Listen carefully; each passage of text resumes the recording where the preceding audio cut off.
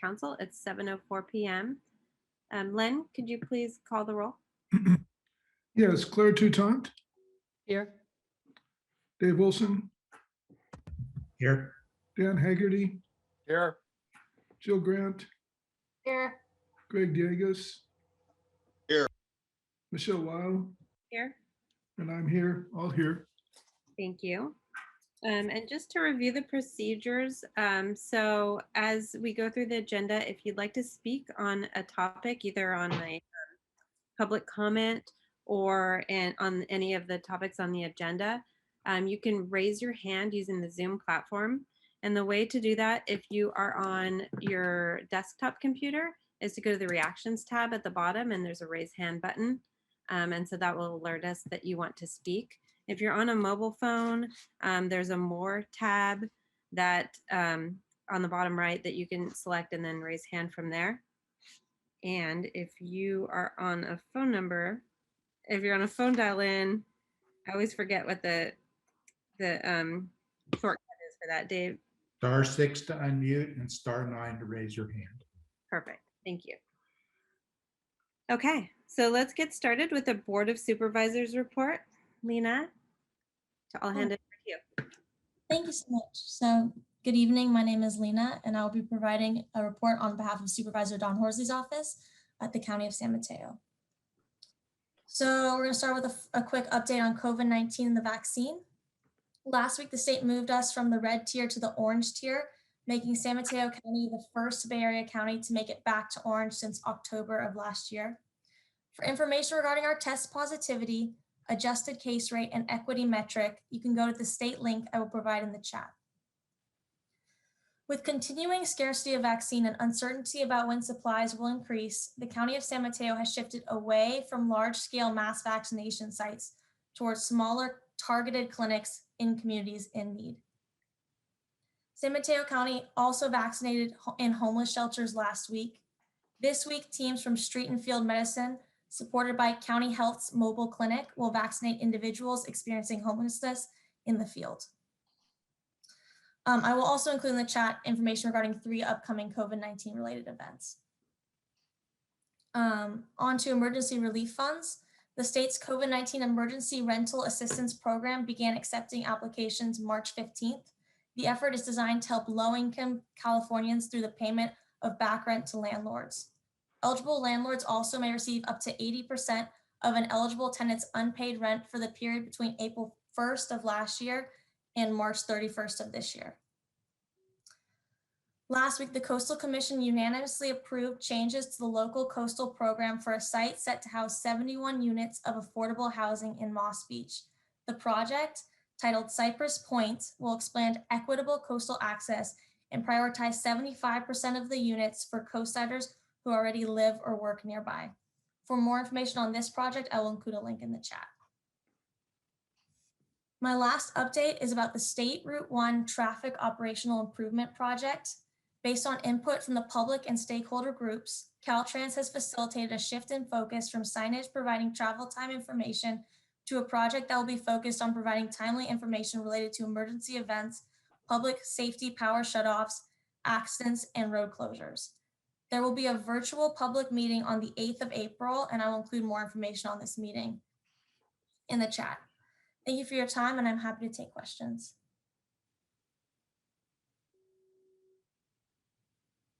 If anyone has questions for Lena, please go ahead and raise your hand.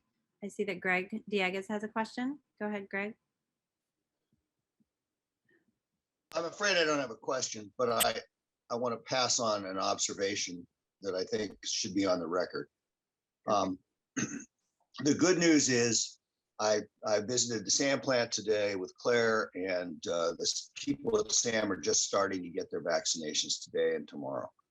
The bad news is that I have a circle of friends, you know, all of them above 60. Unfortunately, I'm not. They're getting their vaccines everywhere else. I've got people getting their vaccinations in San Francisco, Santa Clara, and my racquetball partner is driving down to Southern California tomorrow morning. He has his name on a lease for an apartment his daughter's renting down there. And so he's getting his vaccination tomorrow in Southern California. San Mateo County, something is wrong. And I don't know what more to say than that, but that a lot of people that I know are unable to get vaccinated here and are in other counties. Thank you for sharing, Greg. And I definitely don't think you're alone in that feeling. What I will say is, as I mentioned at the last meeting, the state is now locating 40% of all vaccines to the lowest HPI census tracts in the state, which none of those are in San Mateo County. I think maybe 5 zip codes are in the entire Bay Area. So at the same time that happened, we also opened up availability to about 200,000 residents. And so that's why you're seeing that. That might explain it.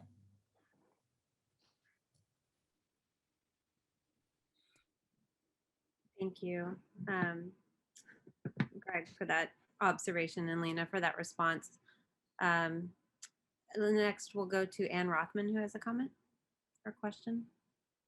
Hi, thank you. Yes, actually, I just wanted a clarification of the number of residents that will come from the coast. I know you just said 75%, but during the meeting, they were saying 70%, Mid-Penn, Mr. Callaghy, as well as the supervisors. And I kind of had 2 questions. One is the clarification, is it 70 or 75%? And 2, is it possible, or I would actually make a request of the MCC, that we request a neighborhood committee to verify that in fact, at least 70% of the applicants for the housing will be from the coast, or at least work in the mid-coast, as we have been promised, and so has the Coastal Commission, which they made their decision based on. So that's my question. Thank you. Thank you, Anne. I'll just check. I got the 75% from the website. I could be wrong. They could be wrong. I'll probably say that I'm wrong, but I'll check and I'll let you know if it's 70 or 75%. About the committee, that absolutely is a possibility. I don't know if that's something that anyone's pursuing at this point, but I can find that out. Thank you. Next, we'll go to Claire Toutant. Eileen, I've got 3 things. The first is regarding the 75% number. My understanding was that as long as they're using federal funds, they cannot make that kind of restriction. Has something changed there? That's a great question. I have not heard about that. So I will have to get back to you on that as well, but that's a great question. I can say that county counsel's office was involved and did say that that was not an issue, and that's why the LCP amendment was written the way it was. Well, hopefully that's the case. Second thing about the COVID vaccine availability, the Bay Area has not gotten many allocations, as you mentioned, partly because we've done a good job up to now of not having massive outbreaks. So I heard that the Bay Area counties are asking to be opted out of the state distribution system and to manage it themselves. Do you know if that's, I think the San Mateo has joined that group. Do you know anything about that?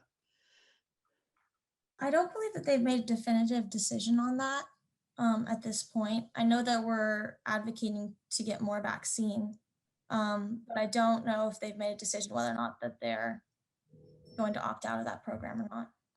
At the Board of Supervisors meeting yesterday, there was a long presentation and discussion on that, and they are still negotiating. Yeah, as of yesterday. You should ask your third question to Dave, I think. My third question is regarding Assembly Bill 9, which I know that Don has been following at least somewhat. And my understanding of the bill is that it may not be ready to be on the floor yet, but the goal is to provide funding for fire mitigation prior to the fire season, so like in the next 2 months. Do you know anything about where that is? Yeah, we are working on it. It is coming up, but we're working on a tight timeline. So as of right now, we're still trying to get it out as soon as possible. We need to do quite a bit of work polling and seeing what it's actually going to look like. Just more to come on that. We're in the process at this point.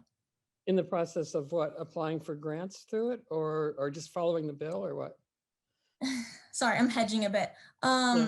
This the supervisor is working on that simultaneously. We're working with the Office of Sustainability on something else, and I think that we're not sure where we're going with it just yet, and I can't really speak to it. We would like to really be kept in the loop as to where that's going, because it sounds very promising as maybe addressing some of what we're asking for. Sure, That's all. Absolutely.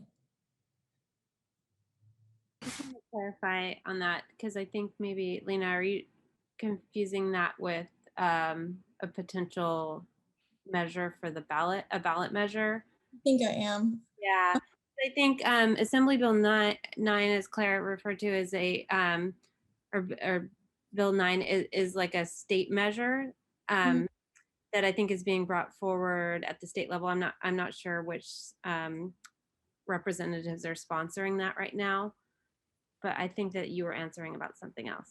So I just want to make. Yeah, you're absolutely right, Michelle. Thank you. No, I guess I just need to get a little bit more of an update on that, Claire, and I'll get back to you. You know, we're certainly happy to have, you know, we really appreciate what you're doing, but there's some things that probably Don should answer, and he's certainly welcome to come. Yeah, absolutely. I think Michelle might speak to that actually later in the meeting. Yeah, I believe he will be at the next meeting. So we can, if we don't get an answer before then, we can ask him on April 14th. And with that one, Claire, it might be worth reaching out to the state senator. He might have a better idea of, or even the assembly members. I'll try to follow up on that. Okay, great. Was that all of your questions, Claire? Yeah, that was enough. Okay, next let's go to Dan Haggerty. Yeah, hi, Lena. Thank you for your report. I have a two-part question. Number one, do you have any update as far as the El Granada Fire Station lighting situation? And two, is the county of San Mateo aware of the International Dark Sky Association? Their website is darksky.org.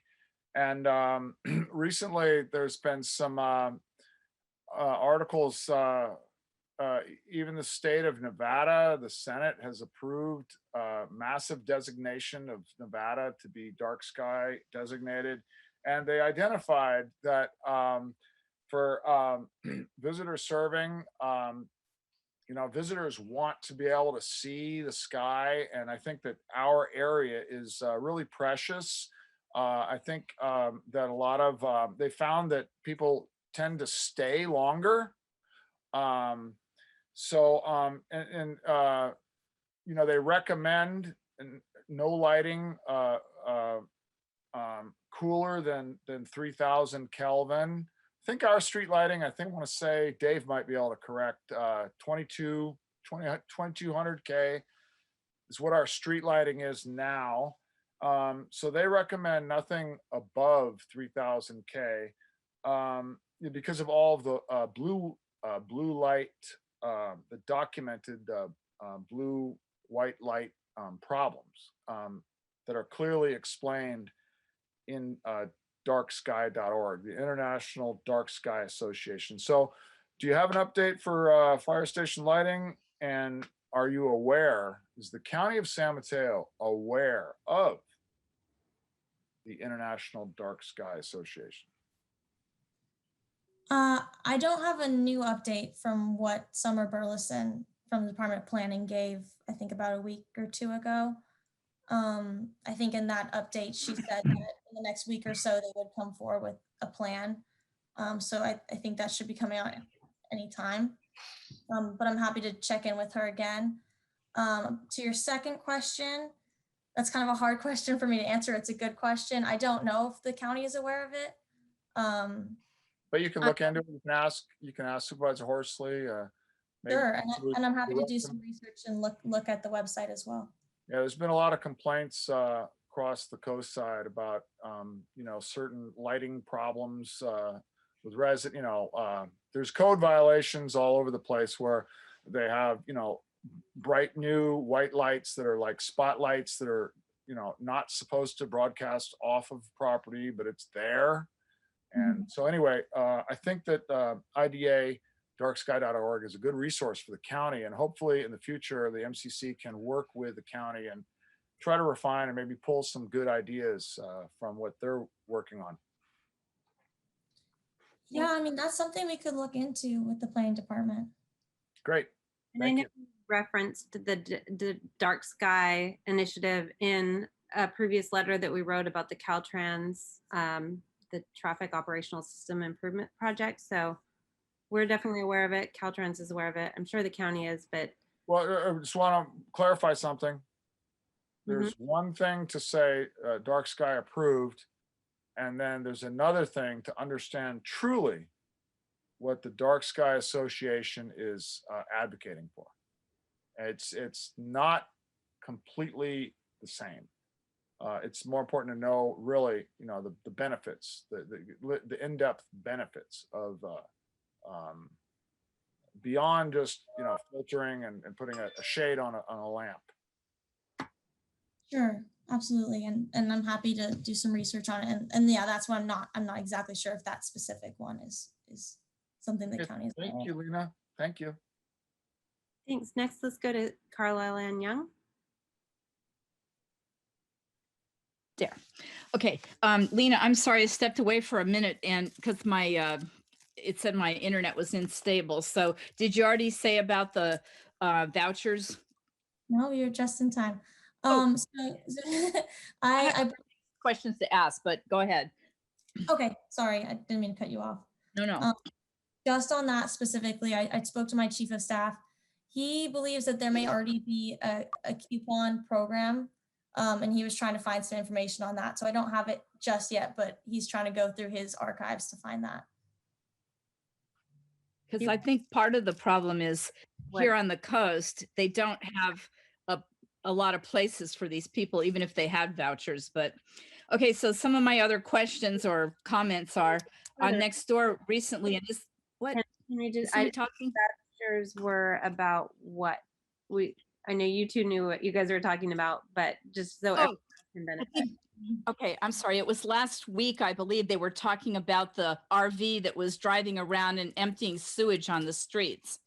And I said that, you know, since we have such a huge amount of vehicle dwellers living on the coast, who knows where they're disposing of their waste, but if somebody could get them some vouchers or at least a coupon for a discount at the pump out station.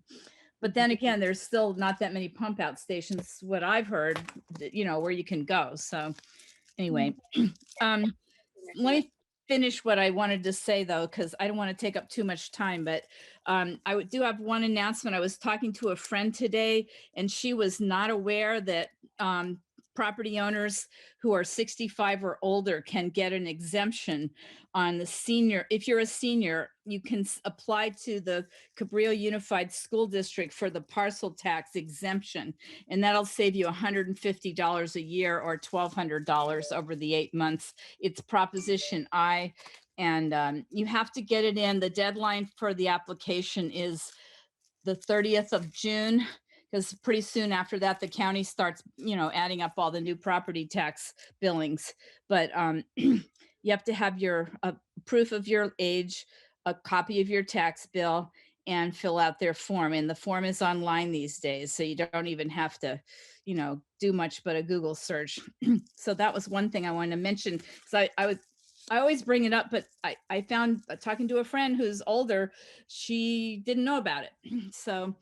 And then there was something else on the thing with the traffic and the Coastal Commission. I don't even know if whether or not they on the Mid-Penn project, if they just said that they would take locals to mollify our traffic issues.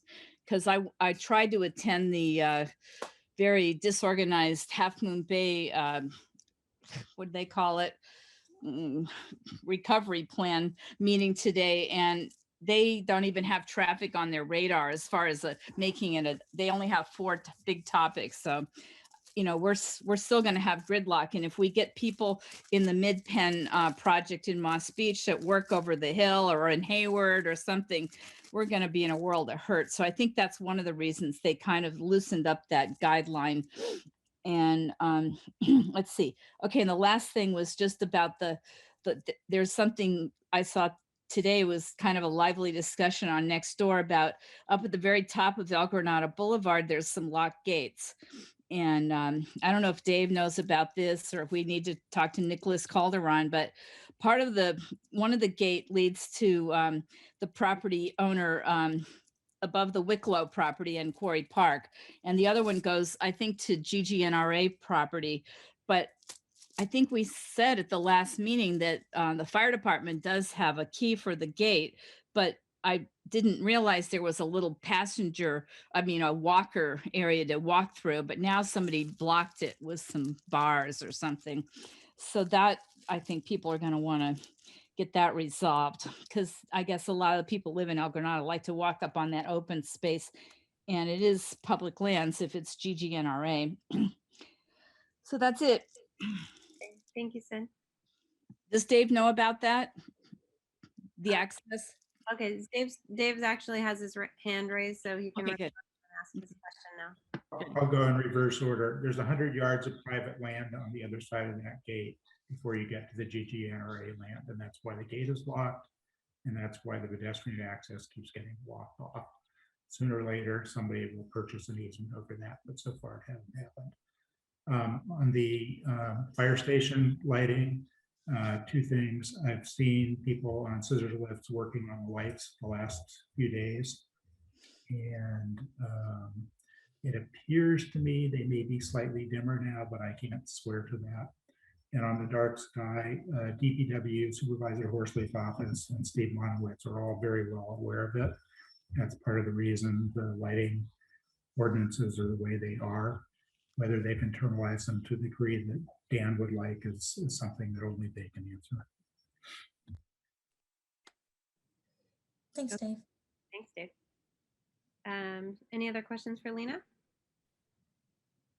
Okay, do we have any other government officials? I know Harvey was not going to speak tonight. Is anyone else, if you are another government official and would like to speak tonight, please go ahead and raise your hand. Okay, I don't see anyone else. So we will move on to public comment.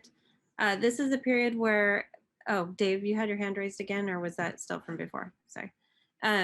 This is a period where people can speak on any items that are not on tonight's agenda.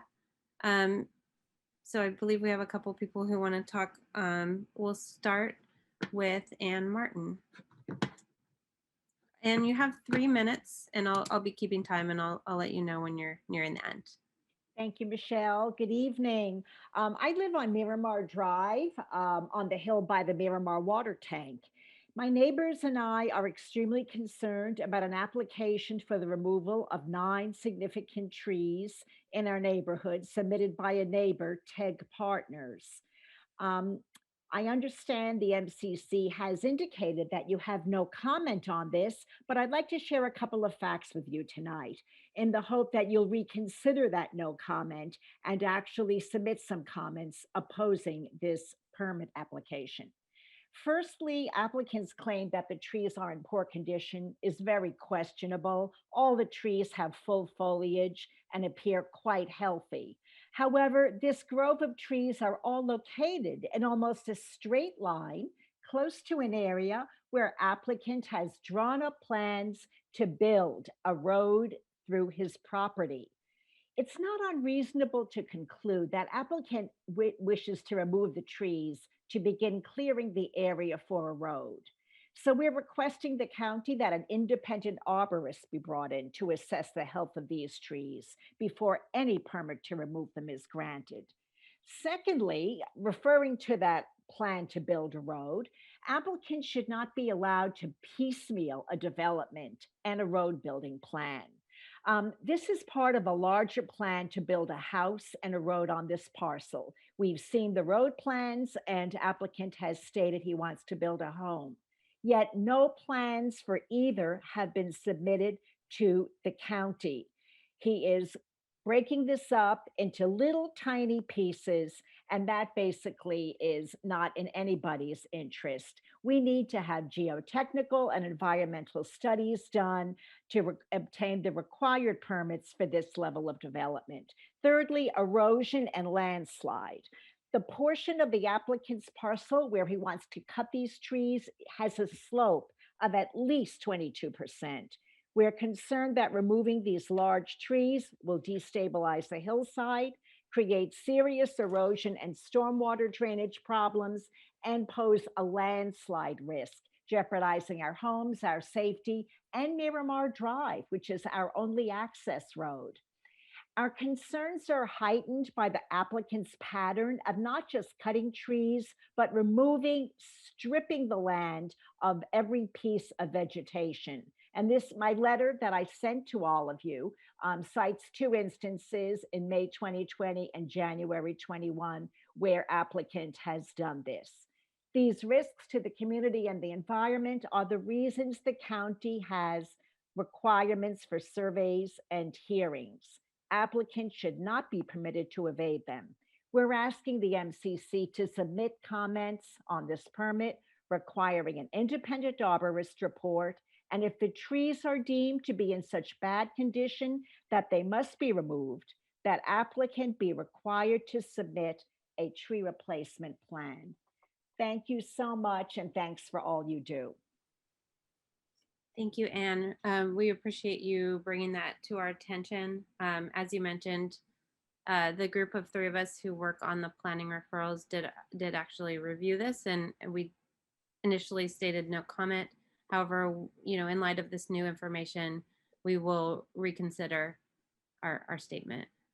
This is Brad Lucas. I would appreciate that. I own the land adjacent to that.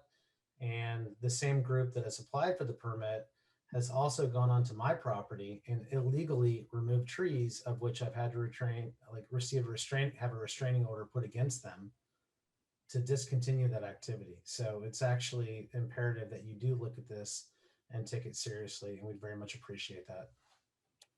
Okay. Could we get a statement to that effect emailed to the MCC? Absolutely. Okay. In the future, please raise your hand and I can call on you to speak, but Sorry about that. Yeah, that's okay. We'll consider that as your public comment on that. And then we will go to a couple other members who have their hands raised. So next is Ann Rothman. Hi, thank you. I wanted to just ask the MCC actually for two things. I wanted to see if it is possible to either write a letter to the Board of Supervisors and or make a future agenda item, as I stated to Lena, about the 70 to 75%, whichever it is, of the residents who are going to be in the Cypress Point development, to make sure that if we could have a local committee, it was my thought that perhaps the MCC can decide who these people are. I would volunteer to be one of them since I live 4 houses away. And I just want to verify that, in fact, the people really are from the coast that are living here, because the traffic, it is going to be a major issue, and there doesn't appear to be any funding for the road improvements. And it does concern me, as I've been a resident for 28 years. I've seen when the park, which is now redone only because they wanted this development, when my child was here, we as the parents had to fund and build the local park. We did it ourselves. So I have seen the county does not generally do much for the residents unless they want something. And I'm just concerned that Cypress Point will be built and none of the road improvements will be done. And we'll be looking at people saying, oh, well, it's up to Caltrans. Well, unless they start trying to get the funding now, that may not happen. And now that we have $1.9 trillion, I would like to see if we can get our fair share of that, and to please, focus on getting the roads repaired as necessary, and also to make sure that there is a committee that can oversee MidPenn, because there have been many promises made in this process that have not been kept. One of those being a community center that was supposed to be open to the public.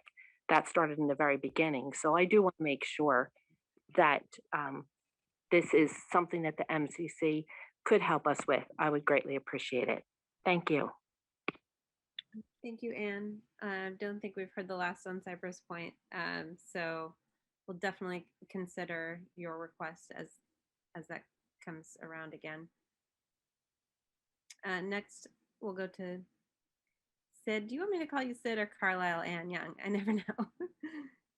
I answer to both, but when I'm speaking in public, that's my legal name is Carlisle Ann. Sid's my nickname.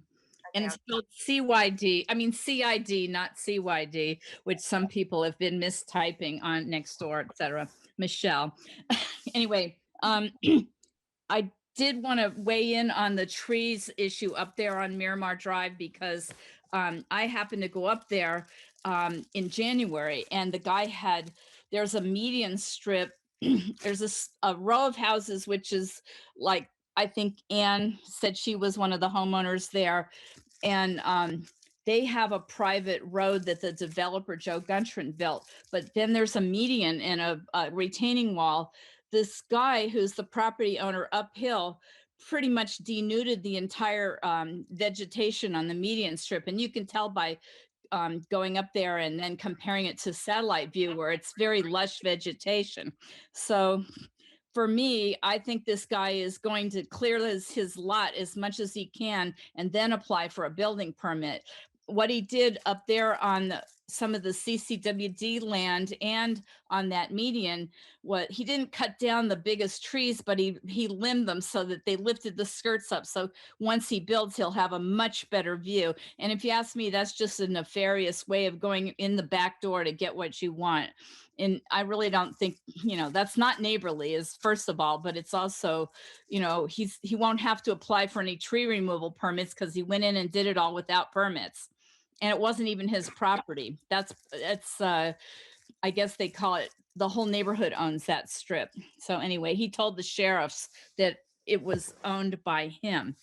So the guy is, I don't know. Anyway, I just want to bring that up that if you guys do go up there and take a look, you can compare the satellite view to what's now not there anymore, which was a lot of vegetation that he took out already. And now he wants to take out 9 perfectly healthy trees. Talk to you later. Thanks. Okay, thank you.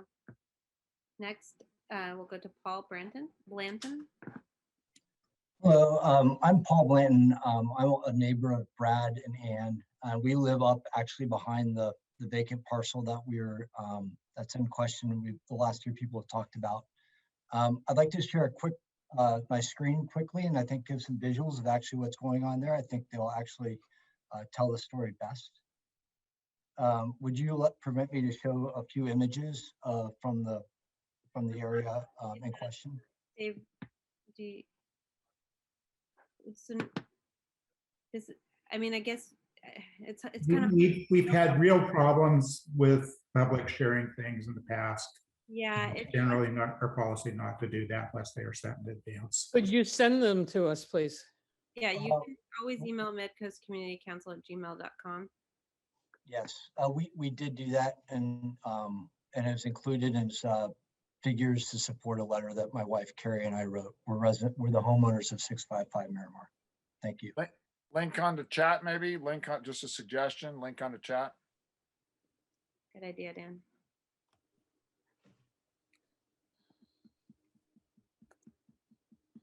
Do you want to continue to speak, Paul, with the rest of your time? I didn't see, okay, I see Carrie's email with a document. I guess I can share this. Okay. I would appreciate that. I think it would maybe provide some visuals to what Ann and Brad were talking about. Okay, keep talking because you have a minute and a half left. So okay, so come back to Paul. Okay. Go ahead. I have it up. Yeah, so please go to the next page, please. Okay, so this shows the green dots are the live trees that have been marked for removal and permitted with the request for permit in. The red dots are existing dead trees on the property with no permit applied for. Go to the next page, please. As you can see, these trees that are marked with red dots are in very poor condition, and it pose a significant risk, both a fire risk and a risk of falling down to the adjacent residents. So this is a picture of a tree that fell down this winter. Keep going down, please. Next. Yep, this is another tree, obviously in poor condition, not marked for removal. Please going down. Down. Down. You know, Yep. Yep. There you go. One down, please. Yep. And so this is a tree that they've cut down, limbed, as was discussed earlier. They obviously use it for surveillance cameras and to place disturbing images. In summary, the 10 trees marked for removal and permit for removal are all, from what we can tell, in much better health than the 10 trees identified in this document. And if this was an honest attempt to comply with the county's, the fire department's desires to reduce the fire hazard on their property, they would start with the 10 dead trees that they currently have and not remove live trees. That seems suspicious to promote development. Thank you. okay, thank you. Very informative, Paul. Let's go on next to Dave Olson. Just a really brief comment on Ann Rothman's request.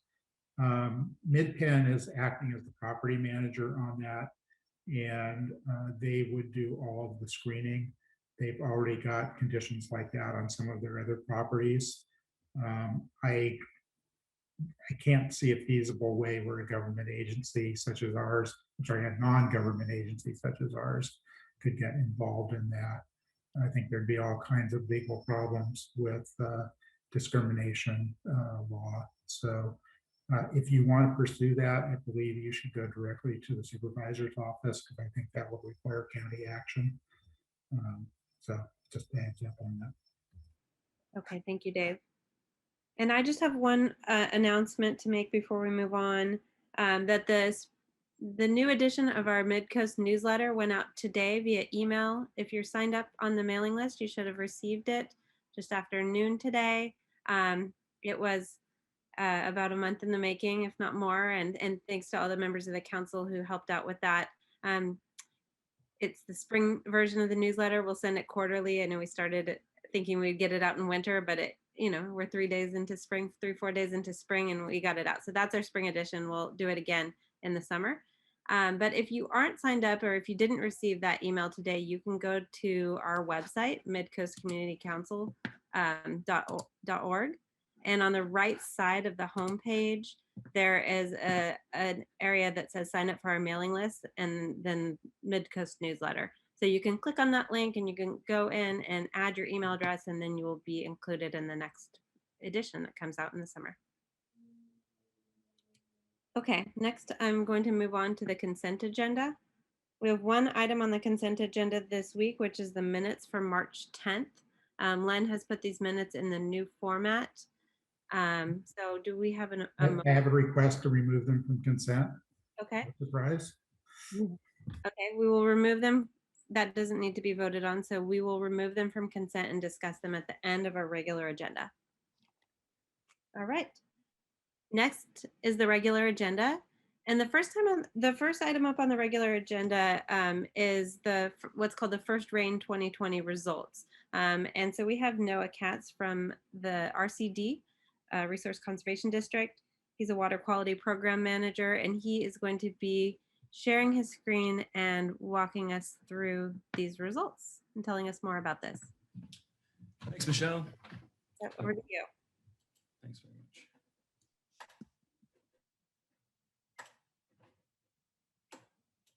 Can people see the presentation?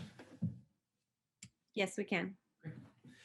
So hi, everyone. My name is Noah Katz, and I manage the water quality program at the San Mateo Resource Conservation District.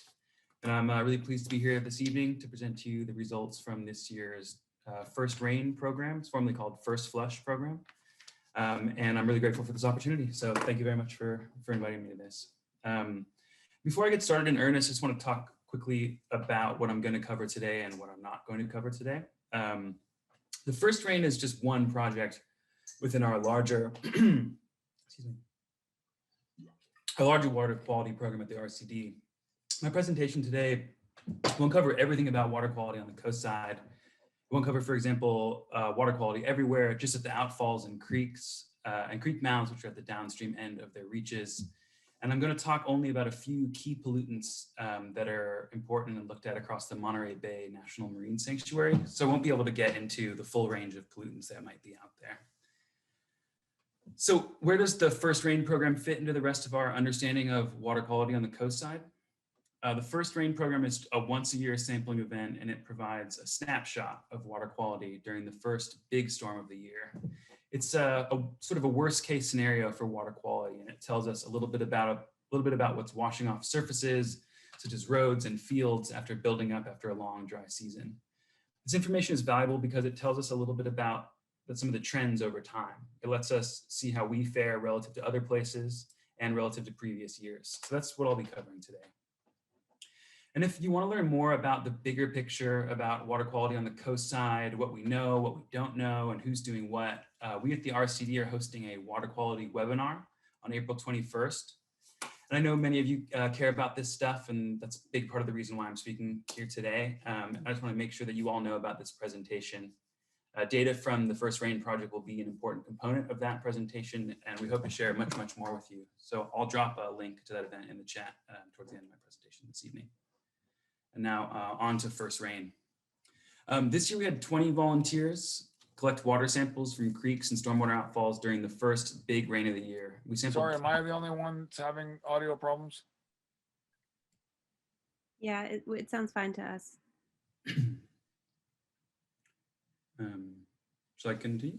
Yeah, please go. We sampled 12 sites this year, and it was a lot of fun. And I was just looking at the attendance today, and I see a few familiar faces and names. Some volunteers are present here tonight, so big thank you to all of them. We could not have done it without them.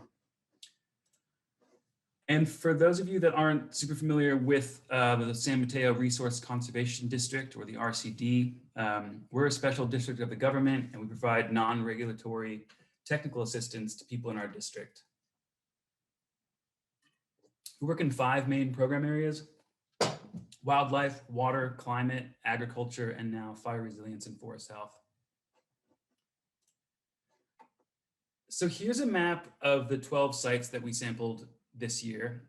Each site on this interactive presentation contains data from 2020 and some comparisons to previous years. I'm not going to go into every detail that's included in this presentation because that would just take far too long, but this was designed to be in part a self-guided tour. So I hope you'll revisit this presentation in the future and explore the findings more thoroughly. So what is the First Rain? The First Rain program, formerly First Flush, it's all about capturing that first big rain of the season, where freshwater runoff enters creeks, storm drains, and the ocean. And it's characterized by high pollution. I'm going to talk to you a little bit about why this storm is so polluted. But first, I want to show you where else this program is run. The First Flush or First Rain program is run here in San Mateo County, and it's also carried out in Santa Cruz and Monterey counties. Each of these 3 counties have watersheds that discharge to the Monterey Bay National Marine Sanctuary, which is an important coastal habitat. And the data collected in this program provides important information to help understand pollution in the sanctuary and implement projects to help improve water quality. And a big thank you to our funders and partners, the Monterey Bay National Marine Sanctuary, Sewer Authority Midcoast Side, Surfrider Foundation, San Mateo County Harbor District, and the County of San Mateo Public Health. And again, a big thank you to our volunteers. They attended a virtual training and went out during the first big rain of the year to collect water samples. We rely completely on volunteer involvement, so many thanks to all of them. And here are just some pictures from this year's program, people in their yellow rain suits out collecting water samples. So I mentioned earlier that stormwater in this first big rain of the season is characterized by high pollution. And I want to talk to you a little bit about why that might be and talk about rain and stormwater more generally. This image is a schematic of a watershed. And for those of you that aren't familiar with this term, a watershed is essentially an area of land that shares the same drainage.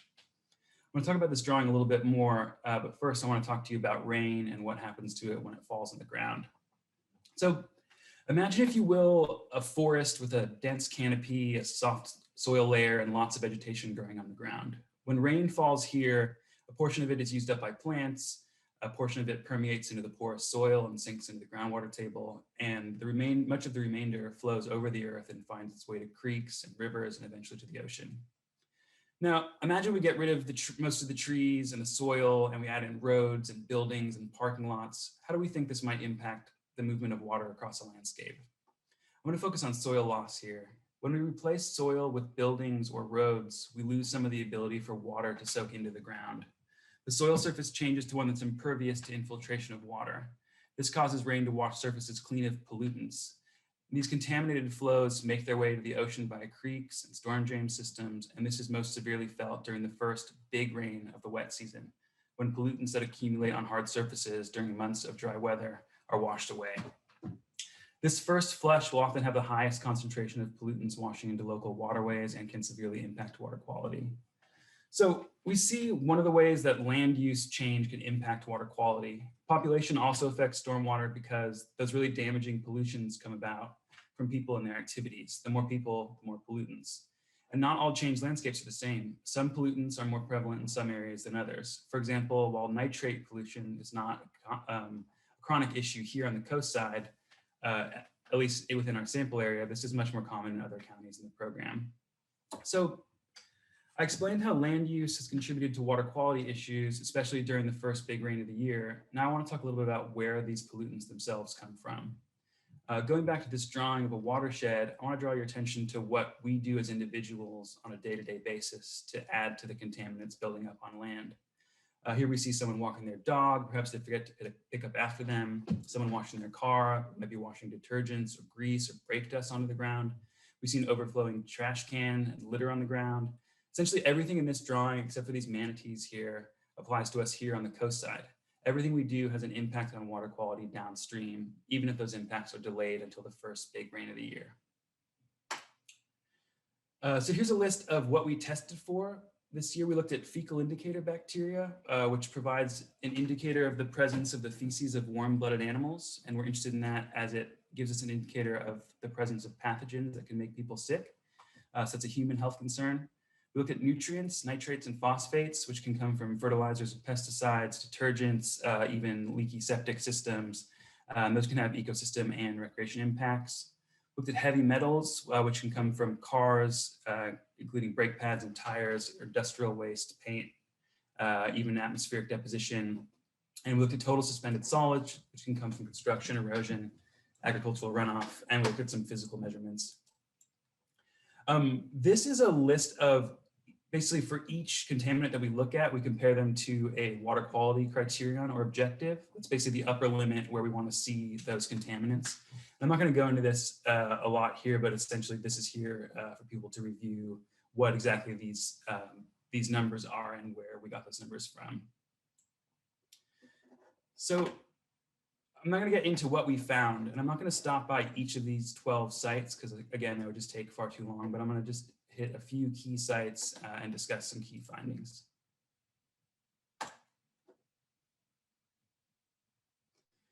So this is our northernmost site that we sampled in 2020, Montera Creek, and you can see it's a little bit further north and a good deal further inland than the rest of our sites, which are all really at the water's edge. And this program is really great because it allows you to zoom in and look at the area above where we sampled and see the area around it and see what some of the impacts might be. I've also included images here if people want to look at them of where exactly we sampled. And then to get into the data, Montera Creek, of the 12 sites that we sampled in 2020, Montera had the highest nutrient concentrations with both phosphorus and nitrate above those recommended levels. And while phosphorus pollution is common during the first rain in San Mateo County and beyond, nitrate has mostly been found within recommended ranges. And again, nitrate sources can include runoff from fertilized landscaping, agriculture and pasture land, construction sites, as well as failing septic or sewer systems. And I included the National the Monterey Bay National Marine Sanctuary puts together a large report every year summarizing the findings from the 3 participating counties, and I included some data from their report to show just generally where we stand as a county in terms of nitrate. So what we want to see is we don't want to see numbers of nitrate above this above a 2.25 milligrams per liter, and we can see there's very few instances where this occurred in the last 15 years or so in San Mateo County. But if we move to Santa Cruz County, we can see that number is a little bit higher and higher again still in Monterey. So while nitrate pollution is pretty rare in the Midcoast region here, it does occur, but not to the same incidence rate as Monterey and Santa Cruz counties. The next site I want to stop at is Vassar Avenue, which is one of 4 sites we looked at this year that discharges to Pillar Point Harbor. The other site, the nearest site is West Point Avenue Ditch, which I'll talk about in a second. Excuse me. Here's an image of the black corrugated pipe where we collected water samples from at Vassar Avenue. In 2020, Vassar Avenue was the only site where concentrations of lead and zinc were above recommended levels, and one of 2 sites where copper was above recommended levels. And when we look at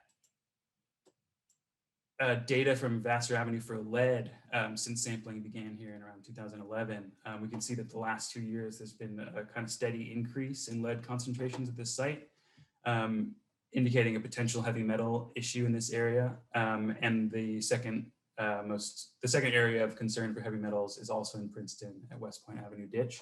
So this is an area to look for in the future.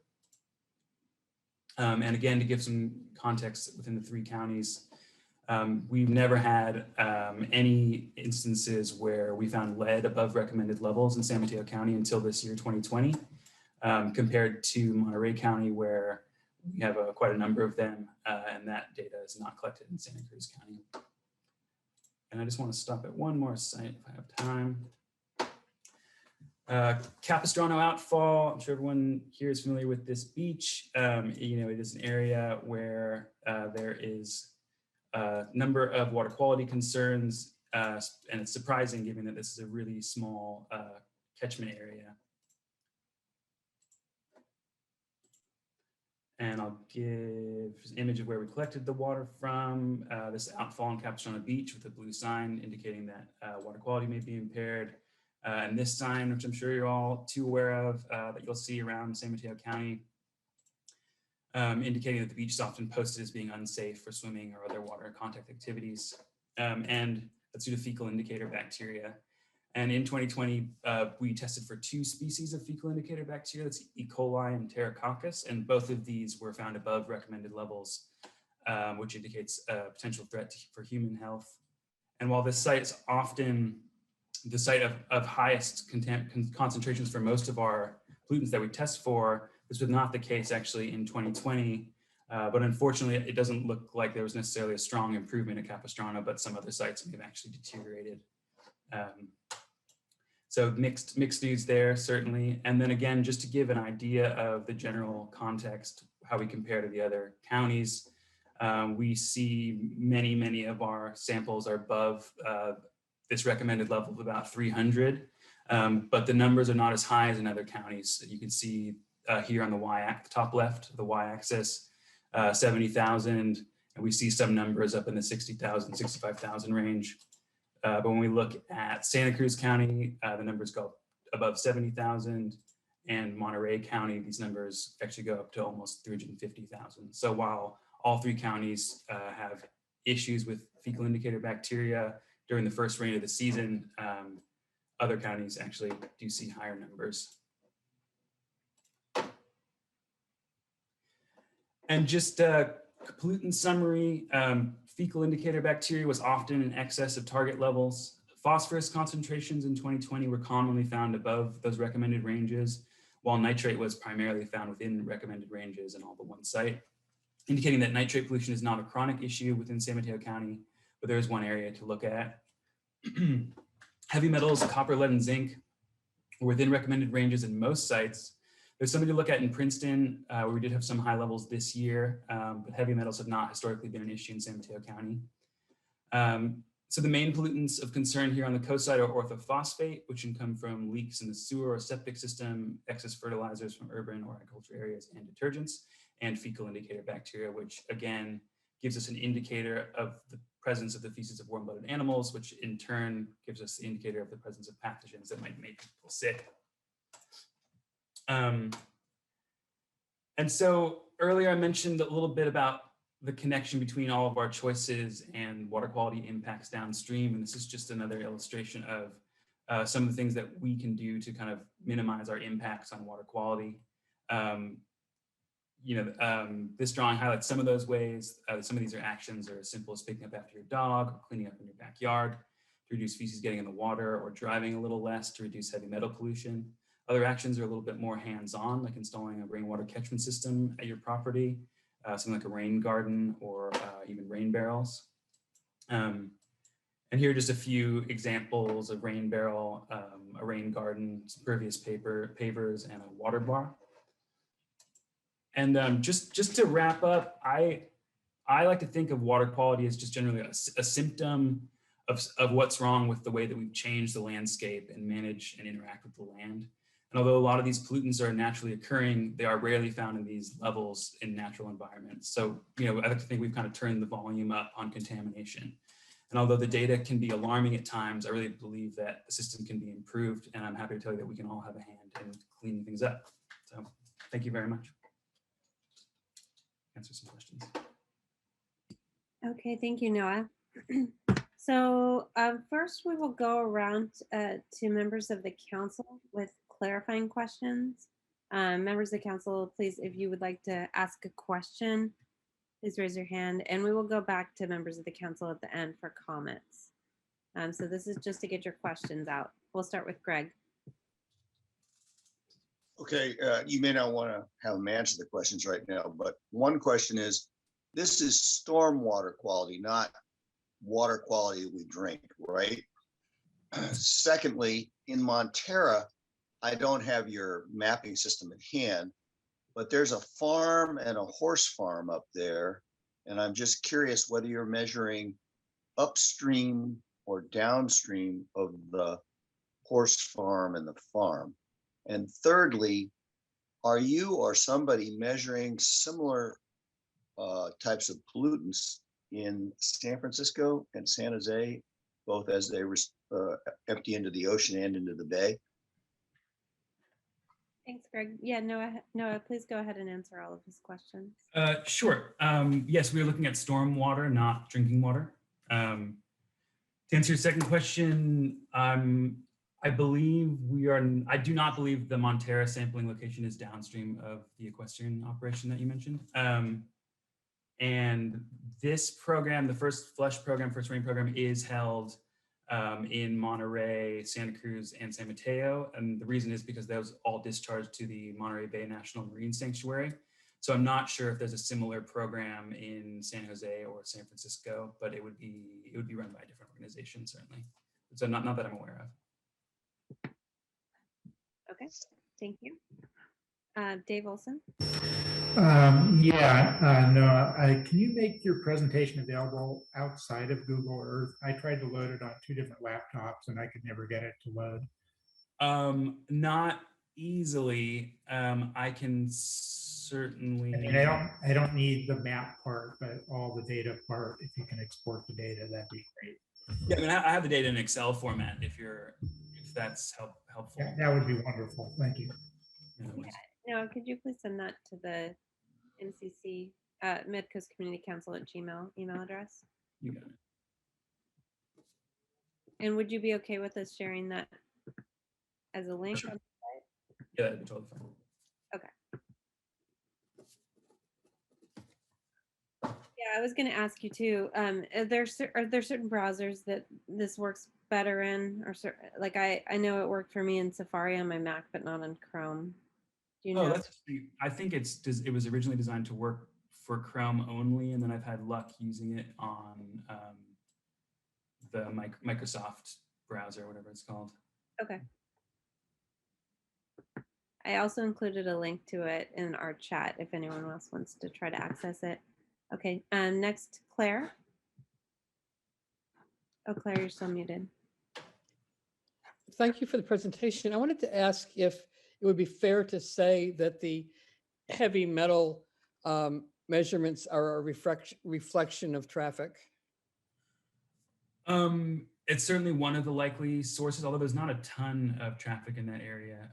But I'm hesitant to hazard a guess without doing any more research. But cars, brakes, brake dust, tires, all of those things are likely are sources of heavy metals in the environment. So they may be contributing to some extent.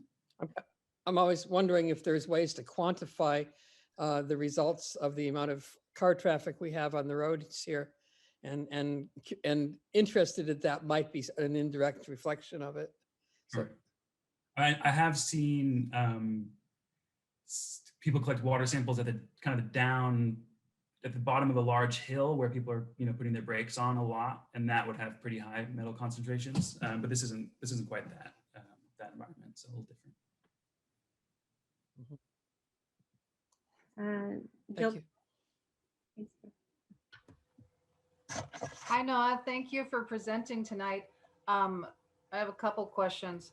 So my first question is, do you only measure the first runoff event, the first flush, or do you continue to measure throughout the year? For this program, we measure the first runoff event only. There's a dry season version of this event called Snapshot Day, which the San Mateo Resource Conservation District assists very minimally with. That's mostly run by the Monterey Bay National Marine Sanctuary. So those are really the only dates that we look at this range of contaminants. I do a series of long-term water quality monitoring programs on the coast side of San Mateo County, but they're not looking at this whole slew of contaminants. This is really just this is the main day that we do it. Oh, okay, thank you. My my follow-up question is, so first of all, Claire, thank you for the point about the traffic. We've seen a increase. I mean, there's so much traffic now in Princeton in 2020, going to the beaches and just trying to access the water and get out. There is a lot of traffic, a lot more than I've ever seen in years past. And also the harbor area, I believe that you showed is right by Barbara's Fish Trap. Is that correct? The Capistrano site is, yes. Barbara's Fishing. So that's an area where people, tourists like to feed the wildlife. They eat their meal and then they throw out their stuff to the gulls and to the pelicans and whoever else is out there. And that might be contributing to the fecal matter measurements. Do you share your first flush information with the state of California? Because I know San Mateo County has 6 of the most polluted beaches this year in California. That's an interesting point. Sorry, just to your first point, that's an interesting point about the traffic. I didn't realize that there was such an increase in that area. So that may definitely account for a part of the heavy metal pollution. The Capistrano issue with people feeding the animals, that could certainly contribute some, but I don't know how much. And this data is shared widely. So when we invite members of the San Francisco Regional Water Quality Control Board to attend our presentations, and all the data from the 3 counties is written up in a large report annually, and that's shared really widely. So this data is certainly available, and I'm pretty sure it's seen by state agencies. It's absolutely true. The beach bummers were, are a big issue currently, and looking into, if that's a continuing trend, and also how this relates to the first flush data. Those beach bummers were for the dry season, so it's a slightly different data. It's a very different data set, and the causes might not be exactly the same. I'm sure they're related, but instead, it's definitely something we look at. Well, thank you for your work. It's very interesting. I appreciate it. Agreed. Dan Haggerty. Yeah, thank you very much for your work and your presentation tonight. Did you say that you measure herbicide residue in the runoff? And does RCD have any recommendations to the community to try to minimize that? We do not measure herbicides. There's just such a large range of chemicals. It's been difficult for us to find an indicator for those. We do not look at that specifically, but there certainly are, but best management practices, just when you apply herbicides, trying not to do that, when there's rain in the forecast and that kind of thing is probably, because it is one way to minimize that. So you're saying that it's hard to break it up to know for certain, but there are elements that could be. Is that what you said? No, what I meant was because herbicides are made of so many they're different brands and different chemicals that it'd be really difficult to know what to look for. So you don't have the ability to measure anything of that sort. It could be coming through, but you just can't measure it. We're not measuring it currently. That's correct. Okay, thank you. Thank you. And then I have a question for you, Noah. So as you know, the Fitzgerald Marine Reserve at the sampling at San Vicente Creek was #1 on the list of beach bummers. And I know you didn't highlight that in your tour, but I was just curious, is the data from Fitzgerald as bad this year as it was last year? I know we're talking summer versus winter, but generally what's the trend looking like at that location? Because I know last year was the first year that it even appeared on that beach bummers list, and it was shot up to #1. I was indeed surprised to see Fitzgerald Marine Reserve on there. We did sample San Vicente Creek for fecal indicator bacteria this year, and it was above recommended levels. Like all the other sites were, most of the other sites were, but it was actually the least bad in the first flush. That's a scientific term.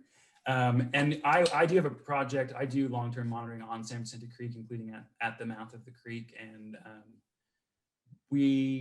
I was surprised to see that at the very top of the list. So I'm looking forward to next dry season to see if that is indeed a long-term trend and something that maybe we can source out and try to deal with, or if that was kind of an outlier. Okay. And is that something, I know you have that presentation that you're doing in April, is that something you'll go into more depth into at that time? Yes, absolutely. Yeah, so we'll talk about fecal indicator bacteria in San Vicente Creek, as well as, well, I'll stop there. We haven't exactly ironed out what's going to be in there, but we will include San Vicente Creek. Okay, great. Okay, next I'll go to the public for questions or comments. So each member of the public, please raise your hand if you have a question or a comment, and each person will have 3 minutes. We'll start with Carlisle Ann Young. Okay, I live in Seal Cove, so of course I was really upset when I saw the area of special biological significance, which is what the Marine Reserve is considered to be polluted. Last week oh, and by the way, I just wanted to thank you for the work that the RCD does. I watched the Zoom presentation that Kellex Nelson put on. Well, I guess she had a bunch of you guys there for the restoration of the watershed down in Pescadero. So I'm just wondering if San Vicente Creek is what's, possibly polluting or contributing to the pollution at Fitzgerald. Are you guys going to consider restoring that creek next?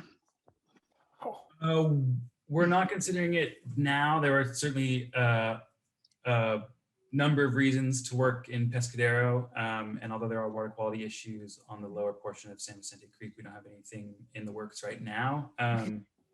I would say that the bacterial water quality in the creek likely does contribute to some of the impairments at the beach, but there are also other sources as well. Like the animals? Yep, wildlife, certainly. I don't mean wildlife. San Vicente Creek runs up to Ember Ridge where all those horses are kept. Yep.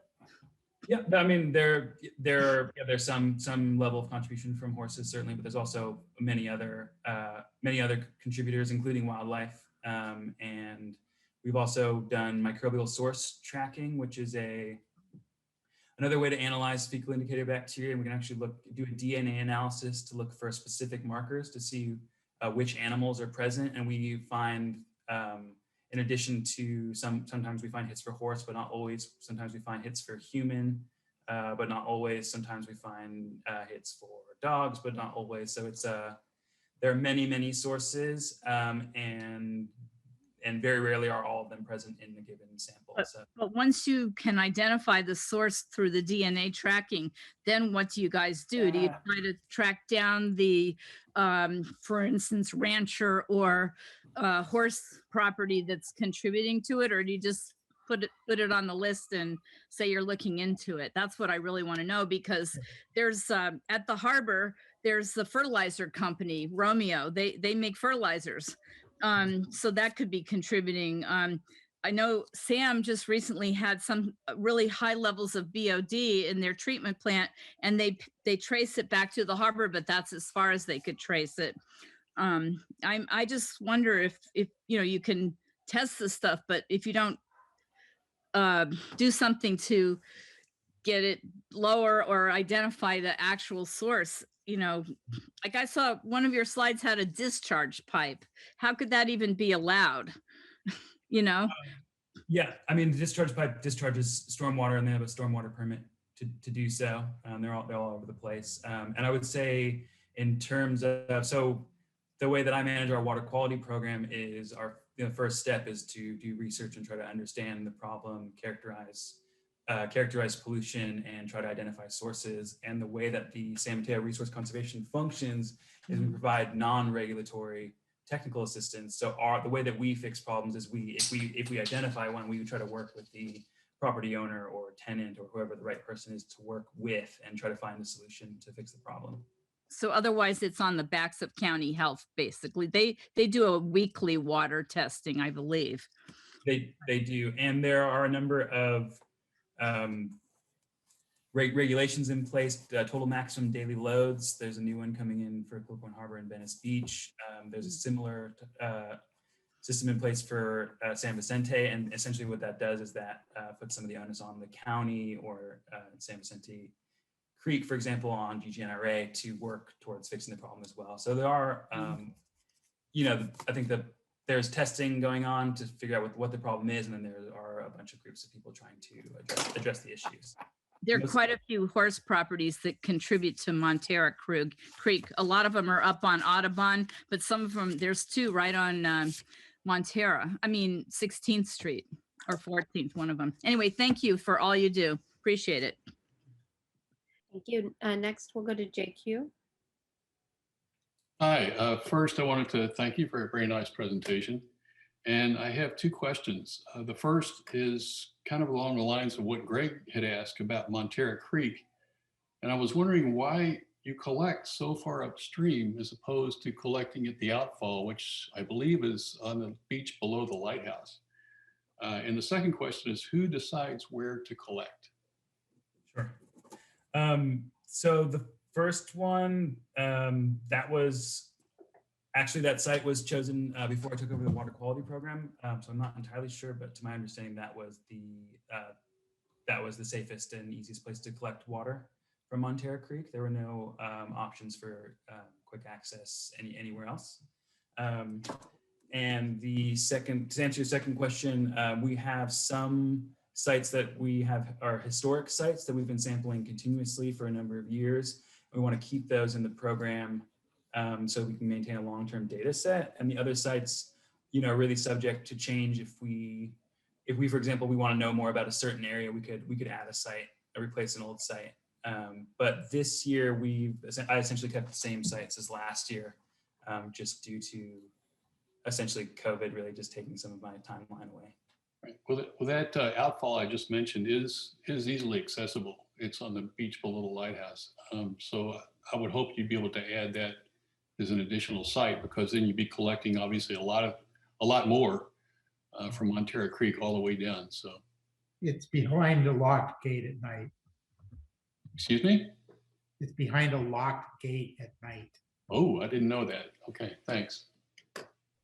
Thanks, Jackie. Thanks, Dave. Thank you. Next, Chris Liang.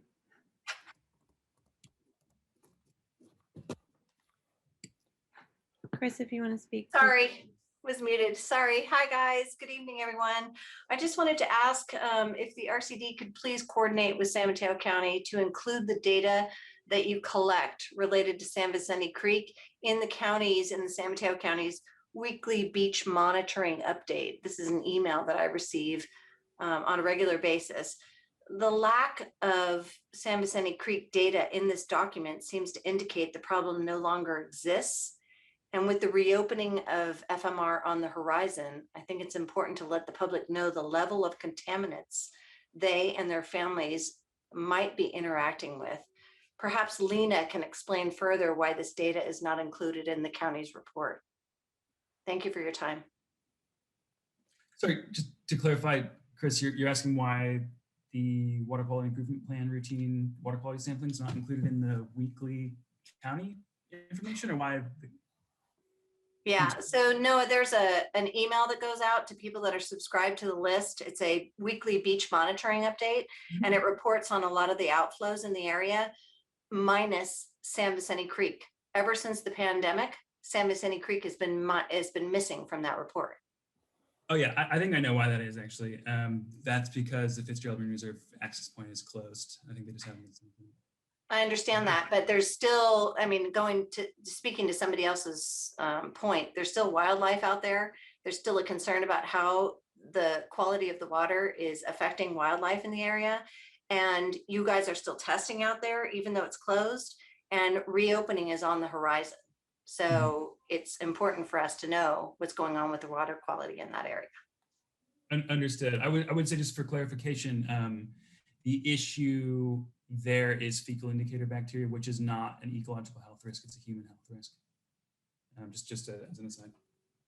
So ever since I've lived here for the last 10 years, there's been a sign posted for the last 10 years at the entrance to Fitzgerald Marine Reserve, warning people of the danger of the water quality in the creek that people walk through to get to the beach. So I think it's important for us to understand how that water quality is changing over time, particularly on the horizon of the reserve reopening. Completely agree. Thanks. Great, thank you, Chris. Next, we'll go to Ed Lorenas. Hi, I'm going to say a few words about Surfrider Foundation, our water quality task force. It's called Blue Water Task Force. We regularly test creeks, San Pedro Creek, San Vicente Creek, the Capistrano Outfall, Surfers Beach. Let's see, am I missing something? Oh, the Yacht Club, the water in front of the Yacht Club. San Vicente Creek, we have a data set that goes back to 2000. And I can tell you this, when we first started our water quality testing lab, we walked up the watershed along the creek, and we did discover that there were some horse farms that had their manure piles along the creek side. There were some encampments way up in the watershed that had sewage lines just from their mobile homes going into the watershed. We got rid of all of those, and the counts went way down. And they've been slowly percolating back up.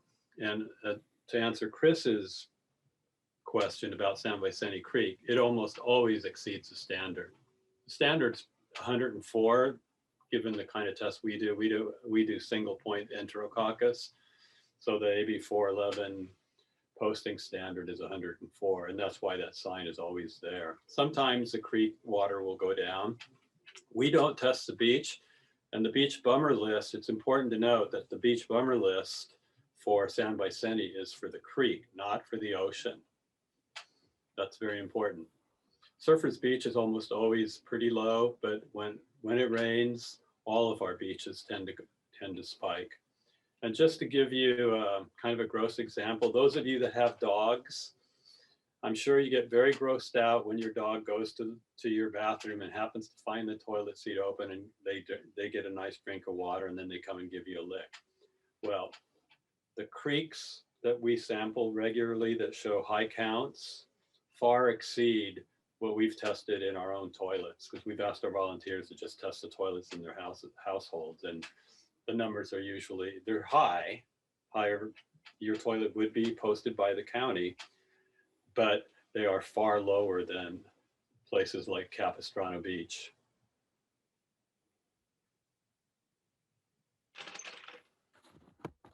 Okay, thank you for that. Mhm. All right. Lastly, we're going to go back to members of the council if they want to have any final comments. So public comment on this item is closed. First, I'll go to Dave Olson, who has his hand raised.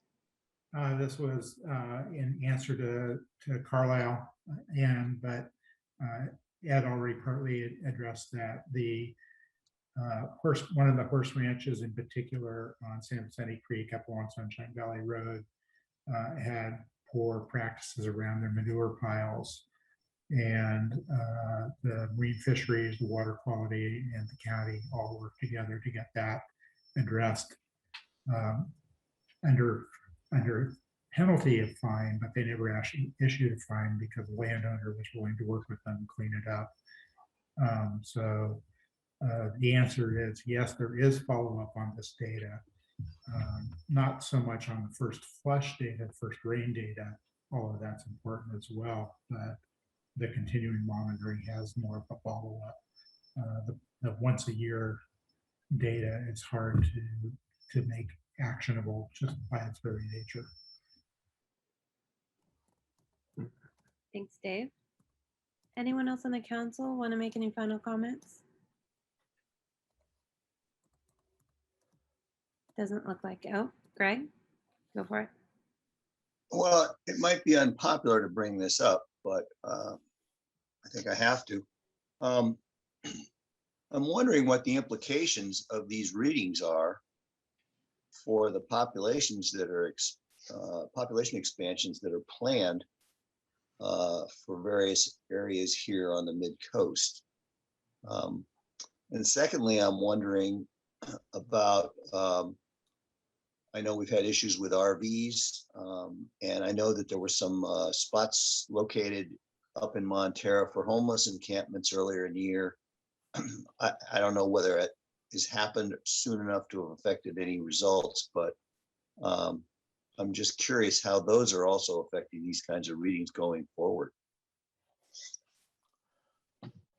Question for Noah. Yeah, sorry, is that a question for me? Do you have an answer? I mean, I don't actually really have an answer. I mean, I would say, if there's illegal dumping, that could impact water quality. That would impact water quality.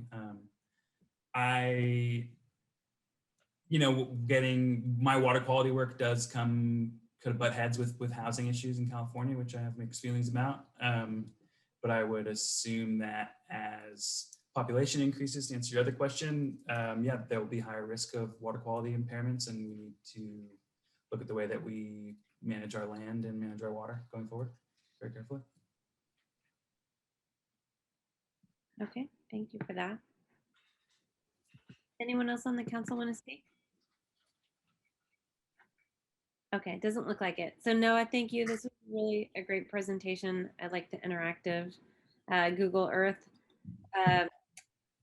that you sent. So thank you for sharing that with everyone. If you could go ahead and send over the Excel data, I think we'd like to see it. And we hope to be able to attend your meeting in April. And I put a link to that in the chat so people can sign up. Oh yeah, I'll do that right now. Thanks so much. Go ahead. And I see a few questions for me in the chat as well. I'm just gonna drop my email address in there, and if anyone wants to shoot me emails in the Perfect. Yeah, that sounds great. Thank you for that. Okay. So we're going to move on to our next agenda item, which is a Connect the Coastside letter from the council. This is something that Len, Dave, and I have worked on to give feedback on the final administrative side. I'm going to hand it over to Len to present and talk about the letter. Len, do you want to share your screen? I'll pull it up. Yeah. Dave, can you let me share my screen? You're a co-host, it looks You're like. already co-host. Okay, thank you.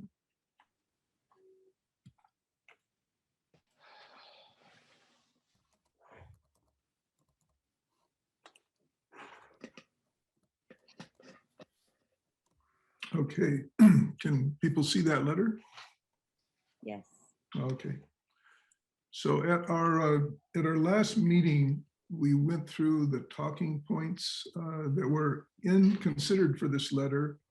A few points, one in particular expressed concern about the impact of traffic construction on utilities, particularly from MWSD. I tracked that down in terms of talking both to planning and to the manager of MWSD, who confirmed that they've had specific conversation and plan to put in wording that relates to that topic. So I think it's covered from that end. In talking to the manager, it's not as much planned construction projects so much as Caltrans activity that they're not necessarily made aware of that seem to cause the most concern and some impact. And I think just trying to work on the relationship with Caltrans to make sure we're aware of what they're doing is about the best we can do there. But I think the CTC document will cover the issue that was asked about. My plan today was just to go through the letter sections and see if there are any comments on it. Before I do that, on an item by item basis, are there any questions or comments, Claire, that you might get from the public or the council? Well, let's go in order here. So yeah, we don't need to read through it. This has been posted to the website for at least a couple days now. So hopefully everyone has had a chance to read it on the council. I'll first go around to members of the council with clarifying questions about the letter. Well, I'd like to hear Len summarize, instead of just stopping. Okay, Len, Continue the summarization, please. I'm happy to do that. summarize each major item without The reading letter. each major item under the letter. Yeah, go ahead, Len. Okay. So basically, after commending the report itself put together by the team, we broke up our points into about three major areas. One had to do with the comprehensive transportation management plan itself. That is the section that was in the LCP and is sort of a hallmark. We've expressed repeatedly concerns about parts of that, and I don't feel that they needed to be repeated. We did cite the last letter that the Coastal Commission did send on Connect the Coast before it had its hiatus, and then reviewed that with the team. So the points of emphasis there, where we still lack coordinated plans between the city of Half Moon Bay and the Midcoast, we recognize it's there, but it remains a serious concern. We'd like to see some levels of highway data monitoring that aren't just scattered, something more systematic. In terms of take actions on all efforts to reduce buildable count, and this was with reference to what they'll work on in the first 5 years, and they'll be working on lot merger, but they've indicated not lot retirement. So we've asked that to be considered, as well as the mitigation funds. So really at this point, we're waiting for them to put that to the commission and have expressed that when they come back for final approval, that we expect to get from them the feedback they've received from the Coastal Commission staff. As far as we can see, there has been really not any discussion there on this round. So that's what's being emphasized in that first section. We did specifically say we remain concerned about the delay index in terms of what it's doing and what it's used to monitor. As a major data point that's periodically sampled, and it's not completely clear how they do it, but to justify allowing more congestion than you would otherwise have if there are class 2 bicycle lanes on the majority of State Route 1. And the rationale for that, we think, is still weak. In terms of beyond that, you get into the fact that this is not a project initiation document. It's trying to set the table for projects that are felt to be needed over an extended time frame. And so they did talk about reviewing things every 5 years, but we felt that having an annual review of priorities would be important to us. And by an annual review, we met both pulling together from the county, the planning department, people who are relevant. They've also, the county has introduced 2 new players in this out of the Office of Sustainability, both for coastal erosion and active transportation, that we've, expect them to be active players as well. And DPW itself is an active player. So we're looking for those parties to meet with members of the council as well as Supervisor Horsley's staff to review the status on a year-by-year basis with emphasis on traffic status. Again, we'd like to see some measures to give us some sense of traffic congestion, the project plans that are specific and active, and what's the progress on reducing buildable lot count. Then beyond that, they proposed their 5-year priorities, and we made specific comment in certain areas. In the case of parking, they talked about studies in a couple of the communities, and we felt it merits a full study within the first 5 years to put a better stamp on what's possible and what we should do. The multimodal parallel trail was called to be complete through Moss Beach, and we asked for it to be complete all the way to the end, that is to Montera. We identified a particular place in El Granada where they put some funding on the Coronado intersection, but that's a place where the coastal trail, the parallel trail as of this summer, if it's completed, come together at Coronado where the fire station has recently been installed, and the area is dramatically in need of improvement, both with respect to pedestrian crossing and pedestrian access in that area. The call for the ICE intersection of Cypress review of California Avenue and Cypress Avenue to be complete in the first 5 years. And that was all that was stated there. The drivers there in the case of Cypress Avenue really have been big wave, which maintains a lack of progress and possibly funding support. So we sort of emphasize that if that area does not move ahead, we'd like to give them consideration for a northbound acceleration lane at Cypress Avenue, which was in a study that we were closely involved in 2015. Safe crossings. We expect Caltrans will move forward with their crosswalk effort in Virginia Avenue. And we'd like the county to be an active monitor and involved in this so we can all come to agreement as to whether we feel it is providing a safe crossing there. In terms of bike lanes, Caltrans has a major improvement project slated for 2022 to upgrade bike lanes, and we've asked it to try to bring all of the road they deal with up to the Class 2 bike lane level. So those were the specific call outs we made there. We had one request to make the request for support out of the planning department to be general, as rather to call out a particular position. But other than that, as I said, we had a strong comment from the public in terms of concern of the impact on utilities, and I think we've addressed that as well as we can. We'll look for that wording in the final release. Any questions? Okay, let's go to the council for questions. Anyone on the council who has a question, please raise your hand. Dan, you can go first. Yeah, thank you, Lynn. So, your letter starts out with a high quality document. How can you substantiate that? I mean, there are, a lot of inputs that were not addressed. How can you substantiate that the Connect the Coast side is a high quality document? That's a good question. It depends on how you want to look at it.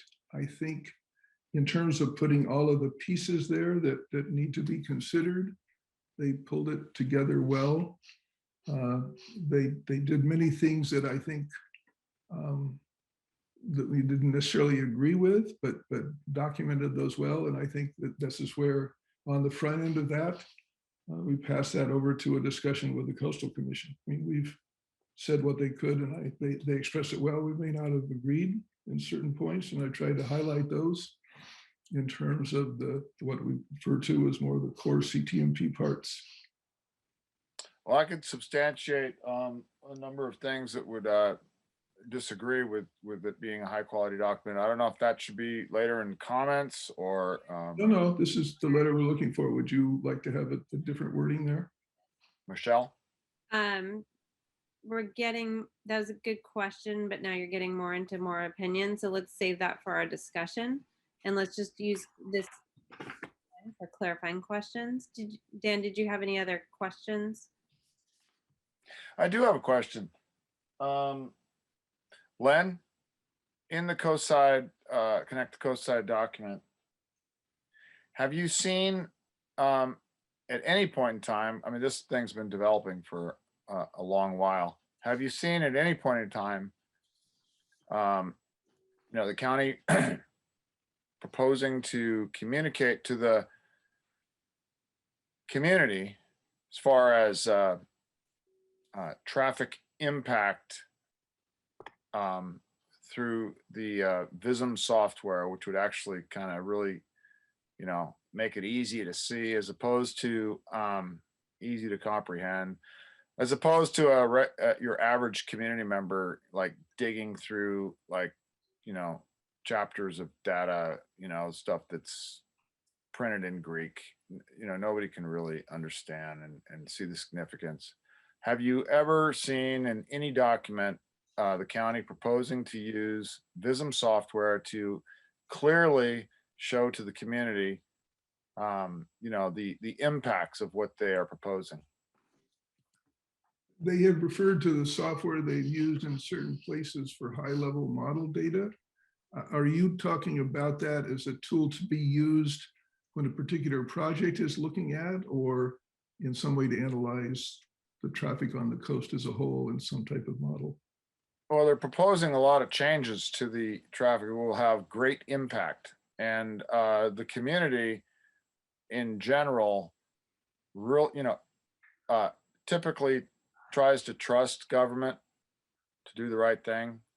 But I think it would be better if government proves to the community that they are doing the right thing. I guess my question about that, Dan, is are you referring, just to be clear about what you're asking? I think he's asking if they're using VISM software, and I think the answer is no, right? I know you. I don't believe they use it here. The question I have for Dan is, are you looking to see that software used when a particular traffic proposal is brought forward? Because their intent here was not to put the data about the coast into a model per se, let's say. So that's what I'm trying to understand, that you would like to see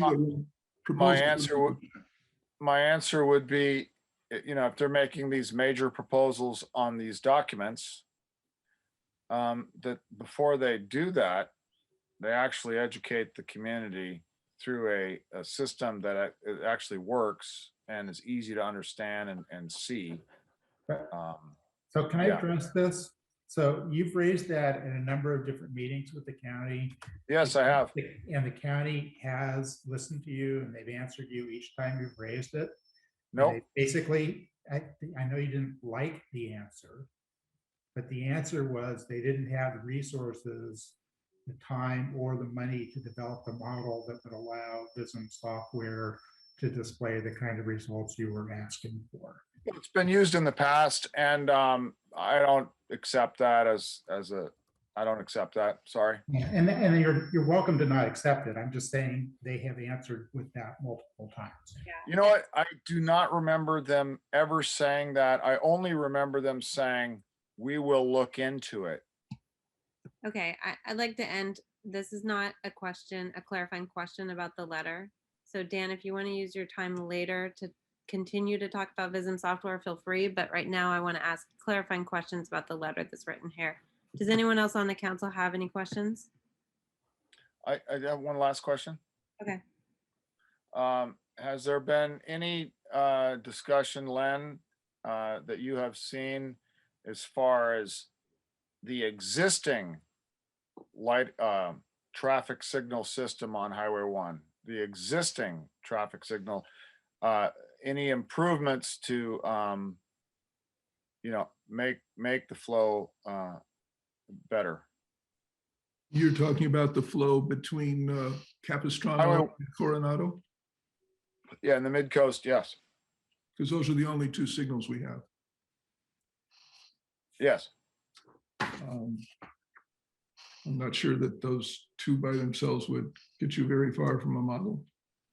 But I think they do work on the timing. You mean it's insignificant having, even though there's two signals, it's insignificant? Is that what you're saying? No, I think that's something Caltrans works on, and they're the ones who tune it. You're asking really questions. It's not really relevant to this letter. You can read the Connect the Coast side. We had 2 presentations on Connect the Coast side recently. It's always changing and it's hard to keep on top of. I'm just asking a specific question, but I think I got the answer. Thank you. You're welcome. I see no other hands raised from the council. So I'm going to go on to public comment. Let's start first with Carlisle and Young. 3 minutes. I feel bad you always start with me. Len, do you know when the deadline is to get all these comments in for either the public or the MCC? The end of this month? Oh, end of March? Yes. Okay. And then one of the questions that I have, I didn't really see it in the letter, but I personally would like to see it in the letter. I know I'm not on the council, but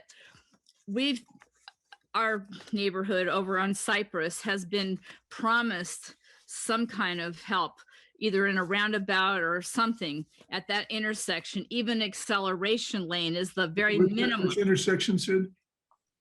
Coming out of Cypress, trying to go north or either direction, really. It backs up a lot on the weekends. I'm sure Michelle can say the same. And, we share that. There's a specific mention in the letter about Cypress. Okay, what did you say in the letter? We said right now it's scheduled for an ICE review, but if it appears that there's not going to be the support to build it, let's say, which they were counting on money from Big Wave, that they consider the northbound acceleration lane for Cypress. Well, can you add to well that? Documented in the study we all I wanted to ask you is if they, maybe you could just add one more sentence to that, and that is, since there's been an issue with the Gray Whale Cove thing, the funding for it, and Don Horsley, the ADA access and all of that, maybe they could just take that completely off the table and give the money to the Cypress project, either be it they have educated us on how that money moves around, and it's not moved that way. Okay. It makes me mad that we've been waiting and waiting and waiting, and all of a sudden now they got to do something at Gray Whale Cove. So that's all I wanted to say. That's it. The other question, this is not related to your letter, but how do you remember, does anyone remember how we left it with Caltrans on those digital signs that now they're bringing back and resurrecting that project again? I thought everybody turned them down, Half Moon Bay and the MCC. We sent a second letter that was supportive, and they responded in a way that was positive to what we asked for. Okay, I don't remember anybody else saying they wanted those. Okay, that's it. I'm out. Yep, thanks. Thank you. Next, Dolores Silva, you have 3 minutes.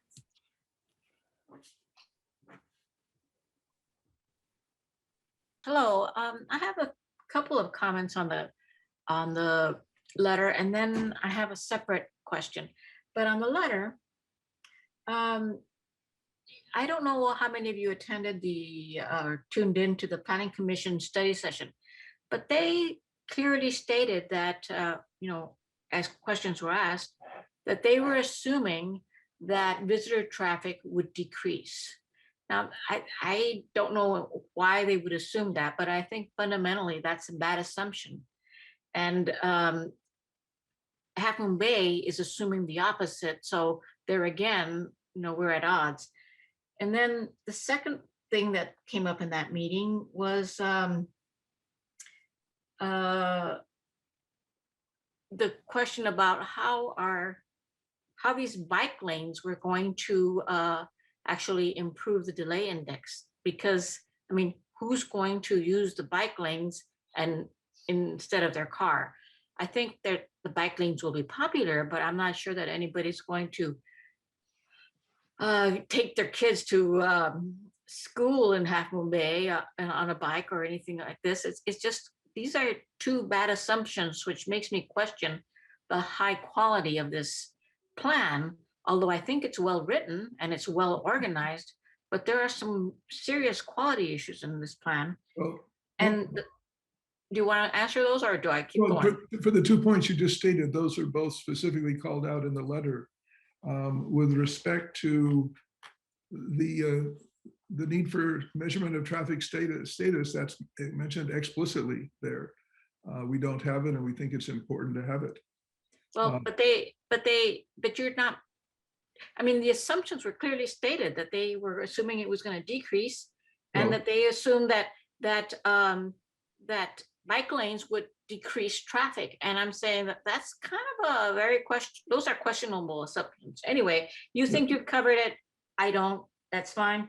The other thing that worries me is, I asked this of Joe Leclerc or the team last time. It's okay, it's one thing to put in parking, but what about latrines? I mean, that's been a big problem.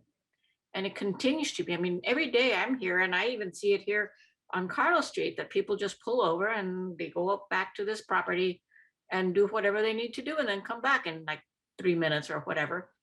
And this has been a problem for everyone, because not only are there not latrines, there aren't even trash cans. These things have to be considered when you consider the level of visitor traffic or visitors that we get. And I think these are missing elements in this plan. And finally, I would like to know if you could share what you know about the discussions between the county and the Coastal Commission. You say here that you expect them to approve this first portion. I don't even know that they're separating them. No, that's what we're pointing to. What we said explicitly here is that we don't believe that since 2016, they've had any direct discussions with the commission about this. They've both taken different positions on where it goes from here. And so we asked that before they come back and ask for the approval of this document, which would be sometime in June or July, that they tell us what they took out of conversations with the Coastal Commission. And that if the implicit thought is, if they're not talking to the Coastal Commission yet, we don't feel their process is complete. They'll have to. So that's how I addressed it in the letter. Can you let me see more of that letter from the further up? I can only see what you display here. It's up here. So. Okay, you say MCC expects the CCC to certify this part of the CTC. That's what I'm asking about. Well, what part of the county, well, the county hasn't even agreed that the CCC will do that. We just want them to come to agreement that that will happen. I mean, it's really quite disconnected at this point. What the county has told us is that if they have a particular LCP element, like the use of LOS at intersections, and the county wants to use a delay index there, that they'll have to request an amendment to the LCP for that. And that's as far as they've gone. In conversations with Coastal Commission staff, they say we expect to certify the document when it's presented to us. And so we don't want them to come back and ask for final approval if they haven't discussed those points and come to some agreement about what they're doing from a process standpoint. Okay, well then, if I can back up a little bit, what is the approval process for Connect the Coast site? Does the CTC have to certify the whole plan? This points to the fact that they haven't come to agreement on that, Dolores. Oh, okay, that's what I want to know. That's why it's worded this way. They have not come to agreement on this. Could I make 2 responses to Dolores? No? Do you have some insight on this that you'd like to share? Maybe. Okay. With what you were just talking about right now, maybe that should be reworded to say the CCC would consider it rather than they would certify it. But more what you were asking about how would a bike lane decrease the length of stay or not, or the, Delay in how- it. yeah, I think that that's actually an artifact of the calculation that they use to justify how much traffic there is.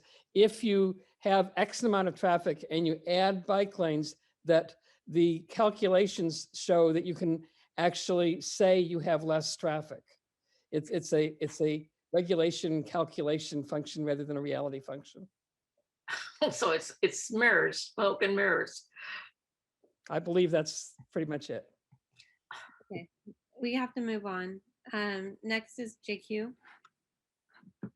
Hi, yeah, I was wondering if anyone on the MCC has ever been given an explanation as to why of the dozen or so crosswalks that have been proposed for Highway 1, that Virginia Avenue was chosen as a priority.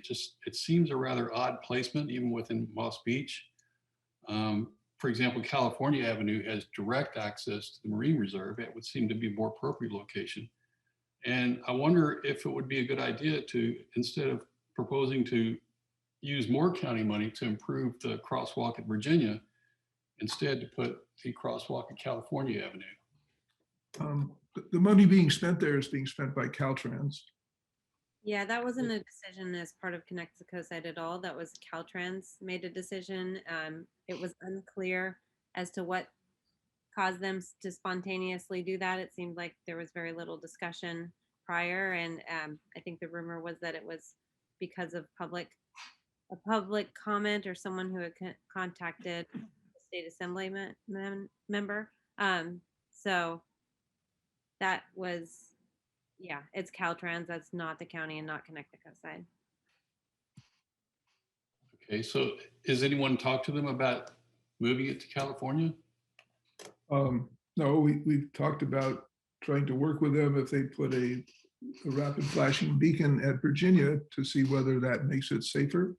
We don't have the leverage to do that, and we're not, I mean, this isn't an ask for Caltrans. But the answer is yes. During Yeah. many discussions, we suggested California rather than Virginia. And also in part of the what they've looked at in Connect the Coast Side, that's one of the locations for one of the proposed roundabouts, which would provide a crossing. But that won't happen for probably at least 10 years, Well, if at all. Well, what we're trying to do in that area, JQ, is to put it in these review programs and projects and to look at those on a yearly basis. And so our opportunity to do it was in that framework, which is trying to look at discussions where we sit down, not just with the planners, but DPW and the other departments involved and ourselves on particular projects. This whole study is not a project review effort. It's trying to identify them. And so what we said is we didn't want to look at projects every 5 years. We'd like to look at them every year.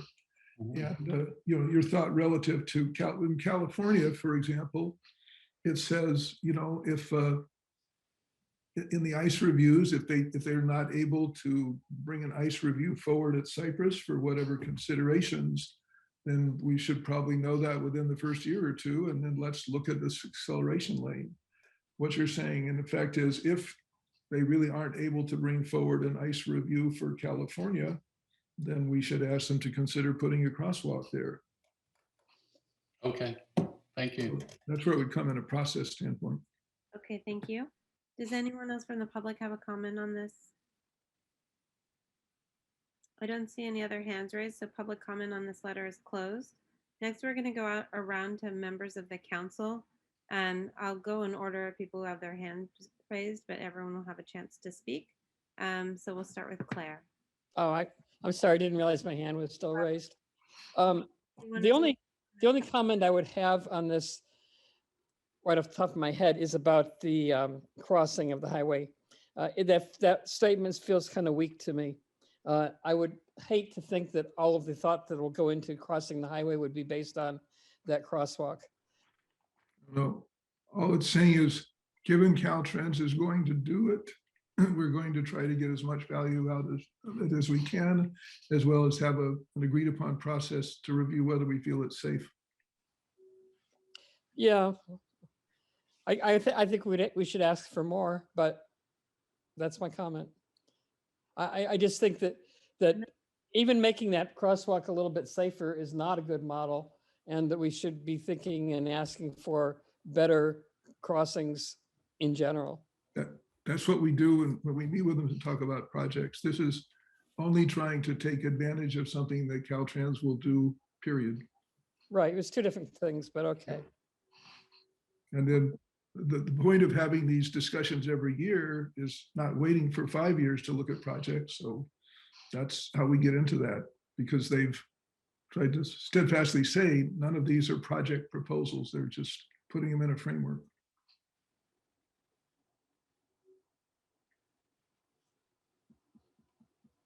Okay, Claire, feel free to propose an amendment. You feel you can if you'd like. We can come back to you though. Let's Okay. go around to Dave next. Not really anything on the letter, but more of a response to Dolores. I didn't attend that planning commission hearing, and I did look at the video, but I may have missed the part she was talking about. In Connect the Coast Side and its appendix itself, nowhere do they talk about expecting a decrease in visitor traffic. The only talk about decrease was the first couple of weeks of COVID and a need for traffic to decrease in order to solve some of the problems. That is a desire for it to decrease. So maybe somebody misspoke during the planning commission meeting, or maybe they were talking about something that's not actually in the report. That's it. Thank you, Dave. Yeah, I thought the same. I hadn't ever heard that there would be a decrease. Dolores, I see your hands raised, but public comment is closed, so feel free to type into the chat what you were going to say. We're going to continue going around the council. Next, we'll just go to Greg. Let me just say that I sense the frustration in the community about the Connect the Coast Side document. And 3 minutes isn't long enough to explain my feelings about Connect the Coast Side, but I can support Len's letter as a start. There's more wisdom in there than maybe apparent at your first reading. And certainly you all know, have different feelings on things like roundabouts than many others on the council. I do believe the planning staff has been responsive, and I think I'm going to sound like Claire here. We should act in a way that encourages that cooperation going forward. I believe it's okay for me to write my own letter as a private citizen to explain several minor issues I may have, for instance, in Montera. And I'd encourage the community to send bullet points to me in email that you like included, and I'll let you know what I'm going to write. You can see it. My internet connection is unstable. I hope you can hear me. One major point to be made that I got out of repeated conversations with Joe Leclerc is that this is a strategic plan, a framework for raising money. So I think it is important for us to take the good things that are going to come out of them spending this money and fight the bad as it arises. And the annual review and involvement that Len's letter, or Dave, if you contributed, whoever helped write it, the annual review and involvement is a key request. And I think it's an unfortunate necessity. So I'm good to go with a letter like this, supplement it with individual feedback from the community or myself. And then every year we're going to be talking about something. Great, thank you, Greg. Next, I'll go to Jill.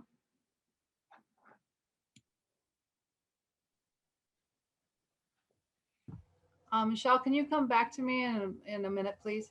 Yeah, no problem. Thank you. Dan?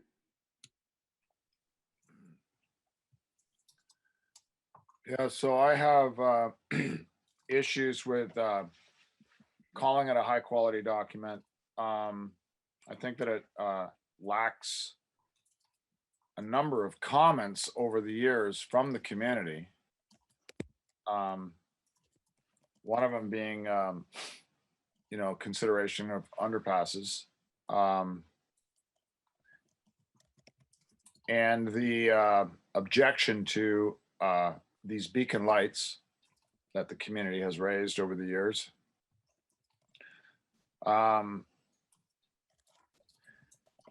So I think, I'd like to probably just go ahead and make a motion. Well, it's going to be 3 separate motions. The first, unless somebody else in the community has an idea, I do not like the high quality document in there. So for ease of editing, I suggest that I'd like to make a motion that we strike the first sentence unless somebody else, tell you what, before I make that motion, does anybody else, agree with me? I don't think that we should call it a high quality document. That what that does is that it gives the sense that the MCC is favorable. I am not favorable of this. So unless somebody else has an idea. Process point, Michelle, at this point, would it be better to go into this discussion with a motion to pass or to approve, and then as people come up with amendments, we can put it in. We need a motion. So I will just. Are you saying we can only do, we have to make a motion to approve the letter first before we can do any amendments? Yes. I don't think that's correct. That is the rules of order. I don't. And we haven't heard from Jill yet, for example, on comments. Yeah, I don't think that's correct, but I'm not gonna Okay. be the big fighter here. It's the rules. Just gonna take more time. Order, and so I'm going to call for a motion to approve this letter. Can So we go to moved. Jill So moved. first and then do it? We can still have debate after the motion is on the table. You haven't gotten comments from Jill or yourself. That's okay. As I understand, we can still have Yes, comments. we can. It just doesn't seem fair. Okay, I'll move that we approve the letter as is. Okay. It's not the right way to do this. Okay. Does someone want to school me on the process? We've done this way many times. So we need a motion on the table before we accept any amendments. And I believe that we have a motion on the table. Do we have a second? Yes. Okay, I'll take Claire's second. Now let's have Dan continue to use his rest of his time. He can call for a motion to amend if he would like.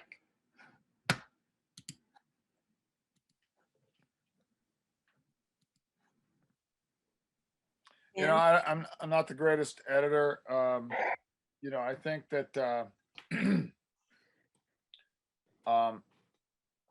if we want to reconstruct the first sentence without high quality document,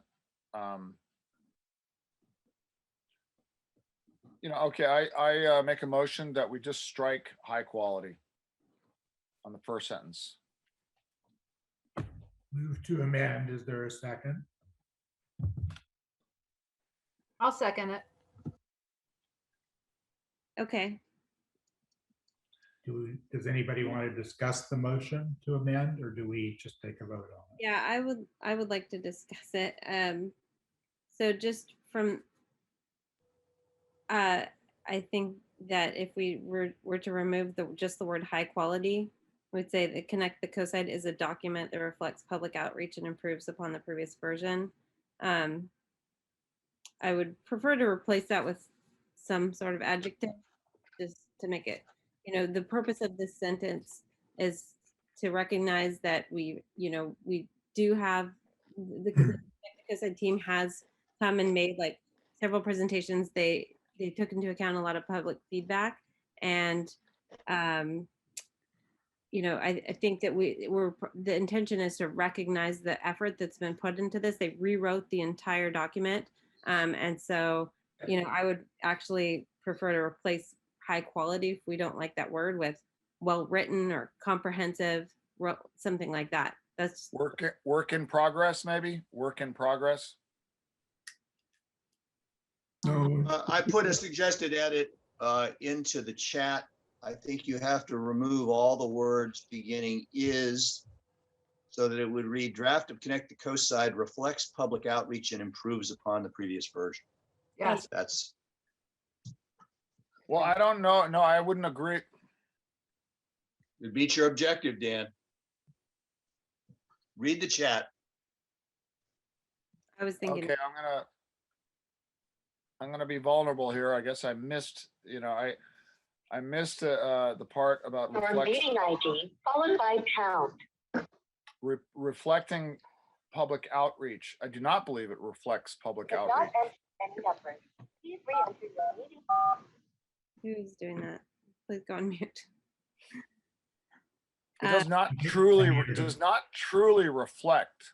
It absolutely does not truly reflect public outreach. Okay, so we're discussing your motion right now. We're being a little flexible. Yeah, we want to, hey, time is of the essence, right? We don't want to get bogged down with rules. Let's be a little loose here. I'm telling you that I'm going to expand my motion.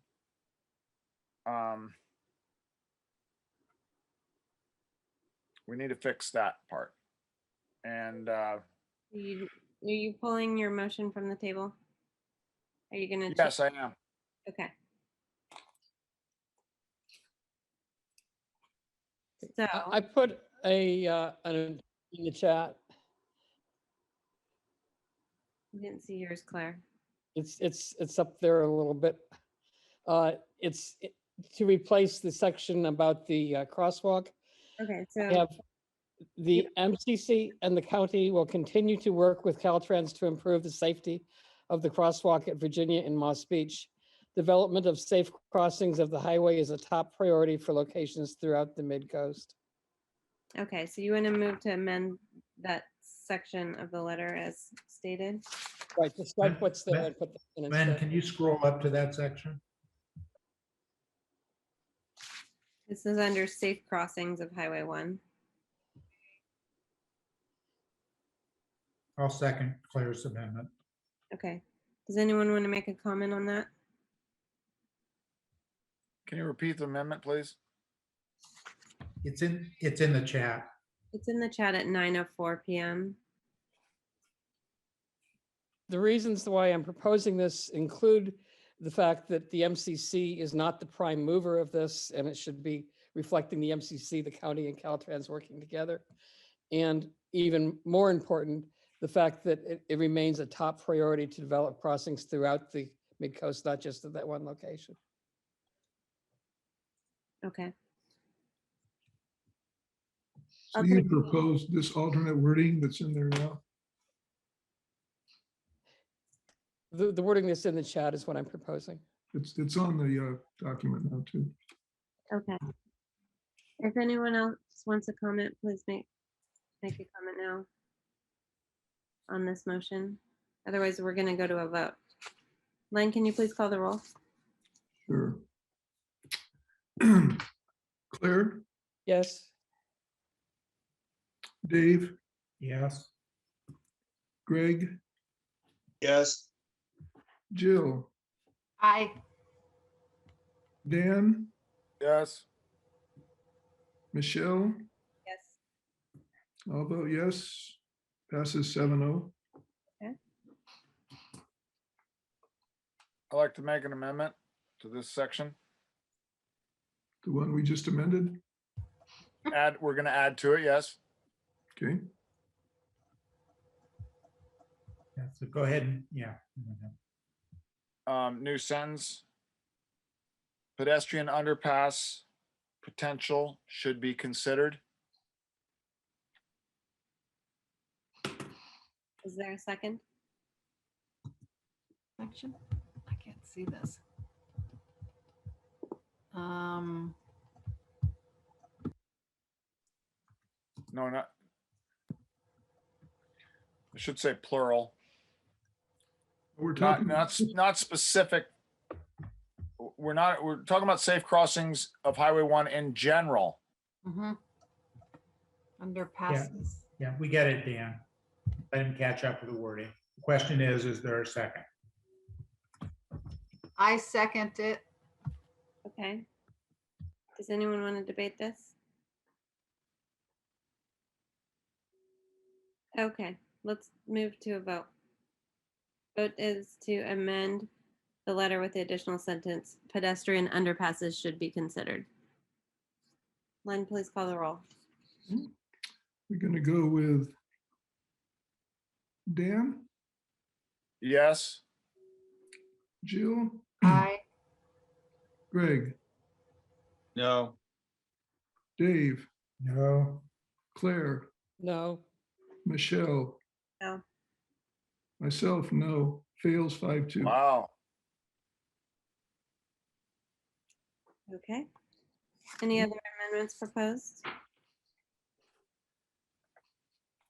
Yes, I have an amendment for comprehensive traffic management plan. Okay. The second bullet point Mhm. to add adding to establish appropriate highway data monitoring plans, add effective and. What? Where? So it would read effective and, I'm sorry, establish effective and appropriate highway data monitoring plans. Establish effective and appropriate highway data monitoring plans. Okay, I'll second. thank you. Unless anyone wants to debate this, let's go to a vote. Lynn, please call the roll. Okay. Dave, Yes. Jill, Aye. Greg, Yes. Dan, Yes. Claire, Yes. Michelle, Yes. sounds good to me. Yes, 7-0. Okay.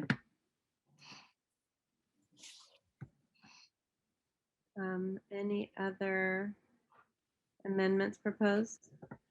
Yes, I have an amendment to propose. Okay, And unless another council member can handle this better, I'd like to strike the first sentence of the letter. This is what Claire was working on, right? No. no, she was only working on the Virginia Avenue, which Oh. Jake just pointed out that we did not include the word avenue after Virginia in the chat, which I had previously added into the first version, but in Claire's proposed amendment, she didn't add the word avenue. I don't object to it being added. I Yeah, don't think we need to re-vote on that. yeah. Okay. That's just for, Done. It's done. okay. So the proposed amendment now is to strike the entire first sentence. Do we have a second on that? Perfect. To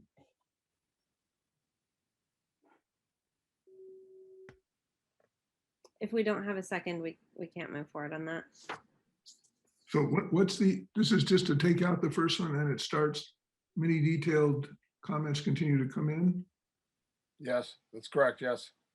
Strike the complete first sentence. Unless Okay. another council member wants to somehow craft removing high quality and it does not reflect public outreach, period. Does not. Okay, without a second, we can't move forward on this. And it's not high quality. That's an opinion, I think. Okay. I would like to call the question on this. And vote On the entire it. thing. On the, yes, vote on the overall motion to approve as amended. Okay. Are we at the overall question or this particular one? This is the overall question. There was no second for that amendment. Okay. So we're ready to take the vote, is that right? Yes. Yes. Unless somebody wants to push for a vote on calling the question, yes. Sorry, Okay. you're gonna have to explain how the process. Okay. Okay, when somebody calls the question, you proceed to a vote unless somebody does not want to call the question, in which case you vote on whether to call the question or not. Okay. Well, so I object, I guess, because I haven't even commented. Okay. I'm now- sorry, I apologize for that. Now you're saying, Dave, we have to vote on whether to call the question? I'll withdraw it, given Okay. that Joel hasn't commented. Okay. Jill, please go ahead. Okay. So I'm going to back up before all the amendments, and I just want to have some clarification. So first of all, the members of the council, everyone except myself, has spent a lot of time and energy on this. I am very thankful to all of you. You did a great job, and I feel like it was a bloodletting experience for all of you. And I'm appreciative that I didn't have to endure it. But I'm confused. The previous meeting, there was a lot of talk about how this letter doesn't even mean anything. And I wonder about this CTC document. Greg says it's to get money, but does it get any of these projects going, or is this just to alter the LCP so that we can have more, so they can raise the limit of the maximum number of dwelling units? No, this will not raise any limits. It might potentially lower them. And it does put in place a framework for addressing traffic. That's what the LCP approval in 2012 required. It does go beyond that, but it does meet those two basic requirements. It also speaks to consolidating lots and attempting to address over Which is build out. why it might reduce build out. And let me sort of repeat again. We're voting on this one now to give our final comments about the draft.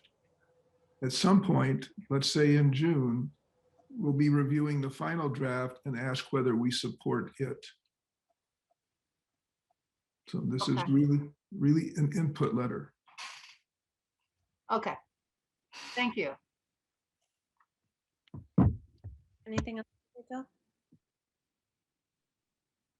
No. Okay.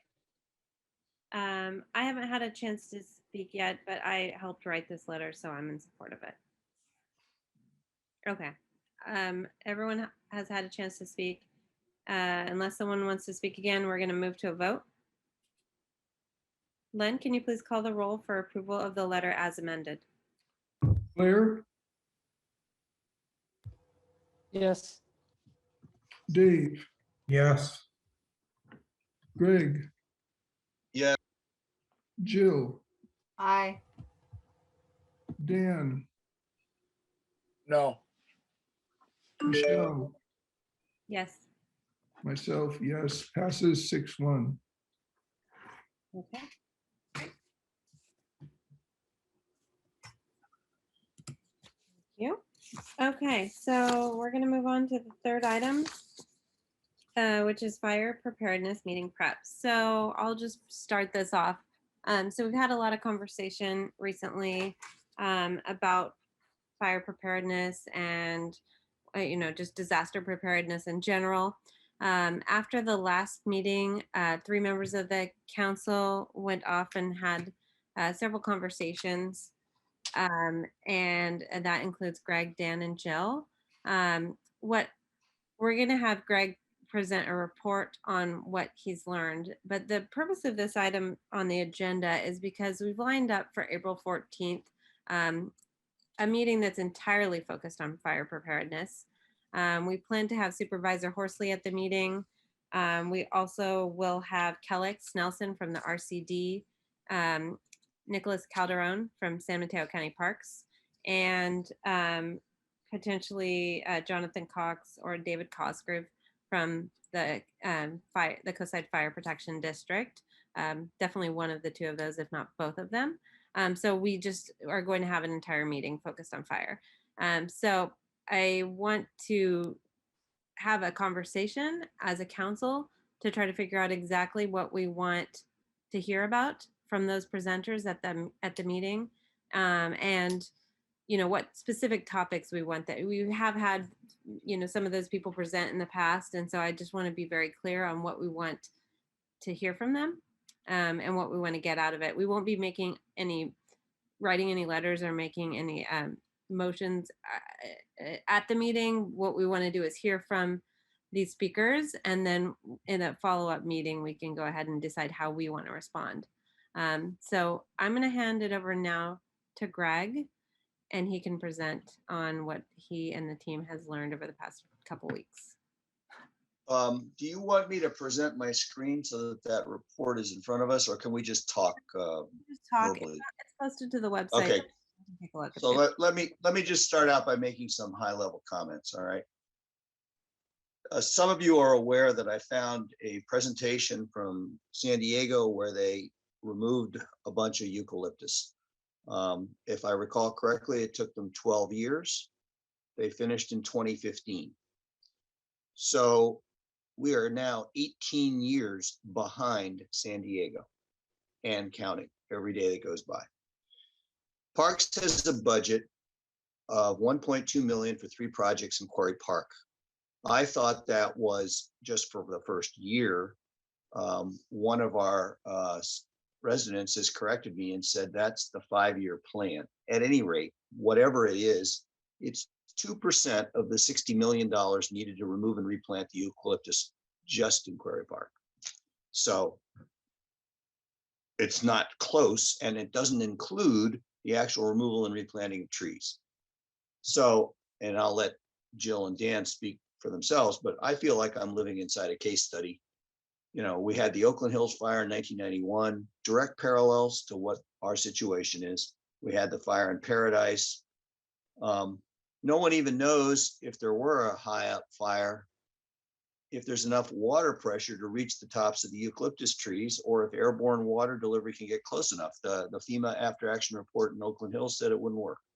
So in our report, we said we really want somebody to ratify the risk. And in fact, there was a governor's report where this was the 16th or 17th highest ranked risk in the state, and the only one that's in Nick Calderon's responsibility, yet he's only given a budget of 1.2 million.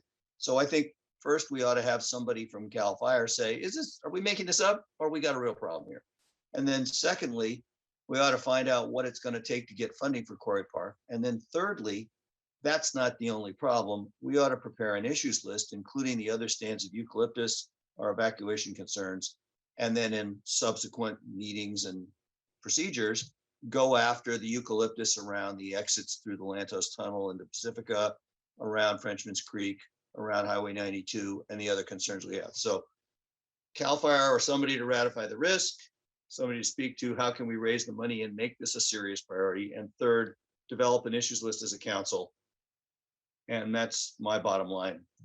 I'll turn it over to Jill or Dan. Okay, thanks, Greg. Jill or Dan, who wants to speak next? I'm ready to go unless Jill wants to go. Okay, go ahead, Dan.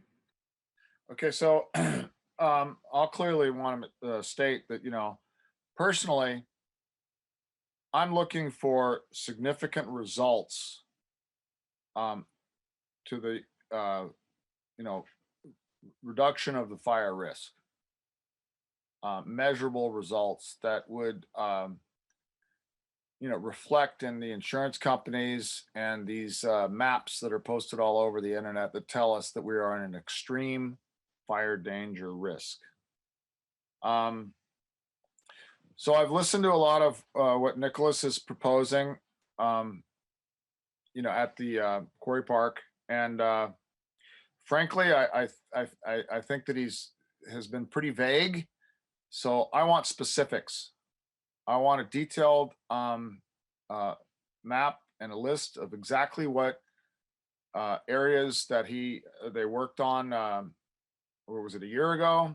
I want areas that they're planning on working this year. I want a list of what they're planning on working next year, and on for 5 years. I'll tell you that I went up to Quarry Park today, and I hiked from the parking lot up to the there's that first plateau up there, and I went a little bit further. I also the other day I went off to the left. So today, and I took some photos today. You know, I discovered that what appears to be Cape Ivy, and there's a lot of other vegetation that seems to be coming out and trying to thrive. But I think this Cape Ivy does seem to be pretty prevalent. And I learned from someone that was informed that the Cape Ivy definitely is invasive, something to be concerned of. I don't think it is at any rate, at any point at all, a fire risk. And I did not see, I expected to see some eucalyptus trees trying to sprout out. Now, I did see some that were not fully taken out that look like they're trying to kind of come. But there is no, in that short walk, I did not see any sprouts of eucalyptus, you know, on the side of the fire road. I want to be very clear. I have great concerns with the use of herbicide, although I do know that at some instances, specifically when you're cutting down a large tree, one shot, I understand very clear. It's well documented. The best method is to cut it low to the ground and then paint it immediately. Apply it immediately. One guy with a chainsaw, another guy ready to spray, or with a paintbrush, whatever they use, the herbicide on the trunk. Now that's specifically to control any regrowth, resprouting from that particular trunk that you just cut.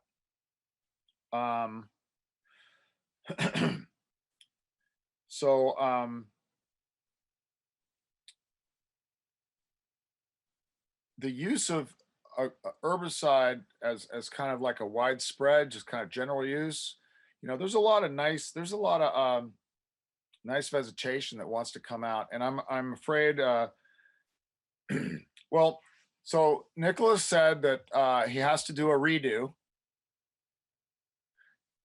He has to repeat all the maintenance, maintain what they did last year, and he said that the only way to control this, although it was again vague, I don't know specific. He didn't mention anything about the Cape Ivy. I did not see any sprouts of eucalyptus, so I'm not sure. Again, repeating, I want specific information as far as what his plans are. What is he trying to attack? Which vegetation and on? But he said that whatever it was, the only way to control this is with herbicide, and that's factually incorrect. So there's other methods, one of being just simple light deprivation, and one method of doing that would be to a better idea would be to go in and actually remove some trees and chip them up, and then now you've got a pile of wood chips that you can spread over all of this and use that as help with light deprivation. And then in a couple of years, whatever tries to come through that, now you're applying much less herbicide at just spot points. See what else to have here. So his plan falls very short. Falls short for me.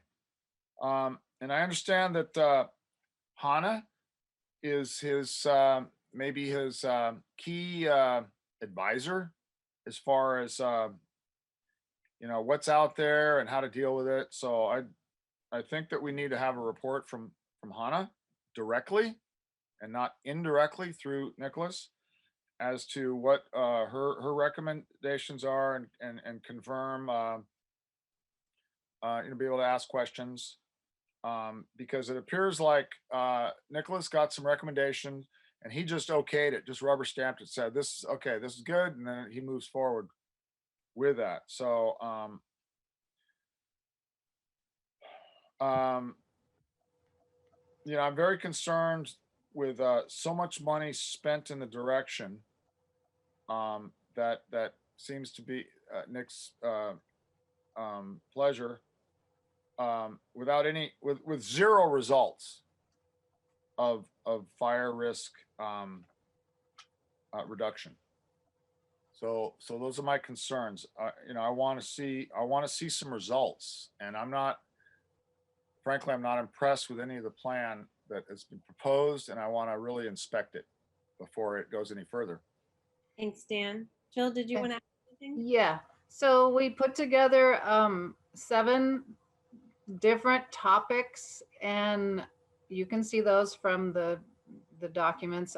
I don't know if I think the members of the public have also looked at it, but before the question or topic, we listed who we want to address it. So the first one is San Mateo County, and we wanted the plan to eradicate the acres of eucalyptus.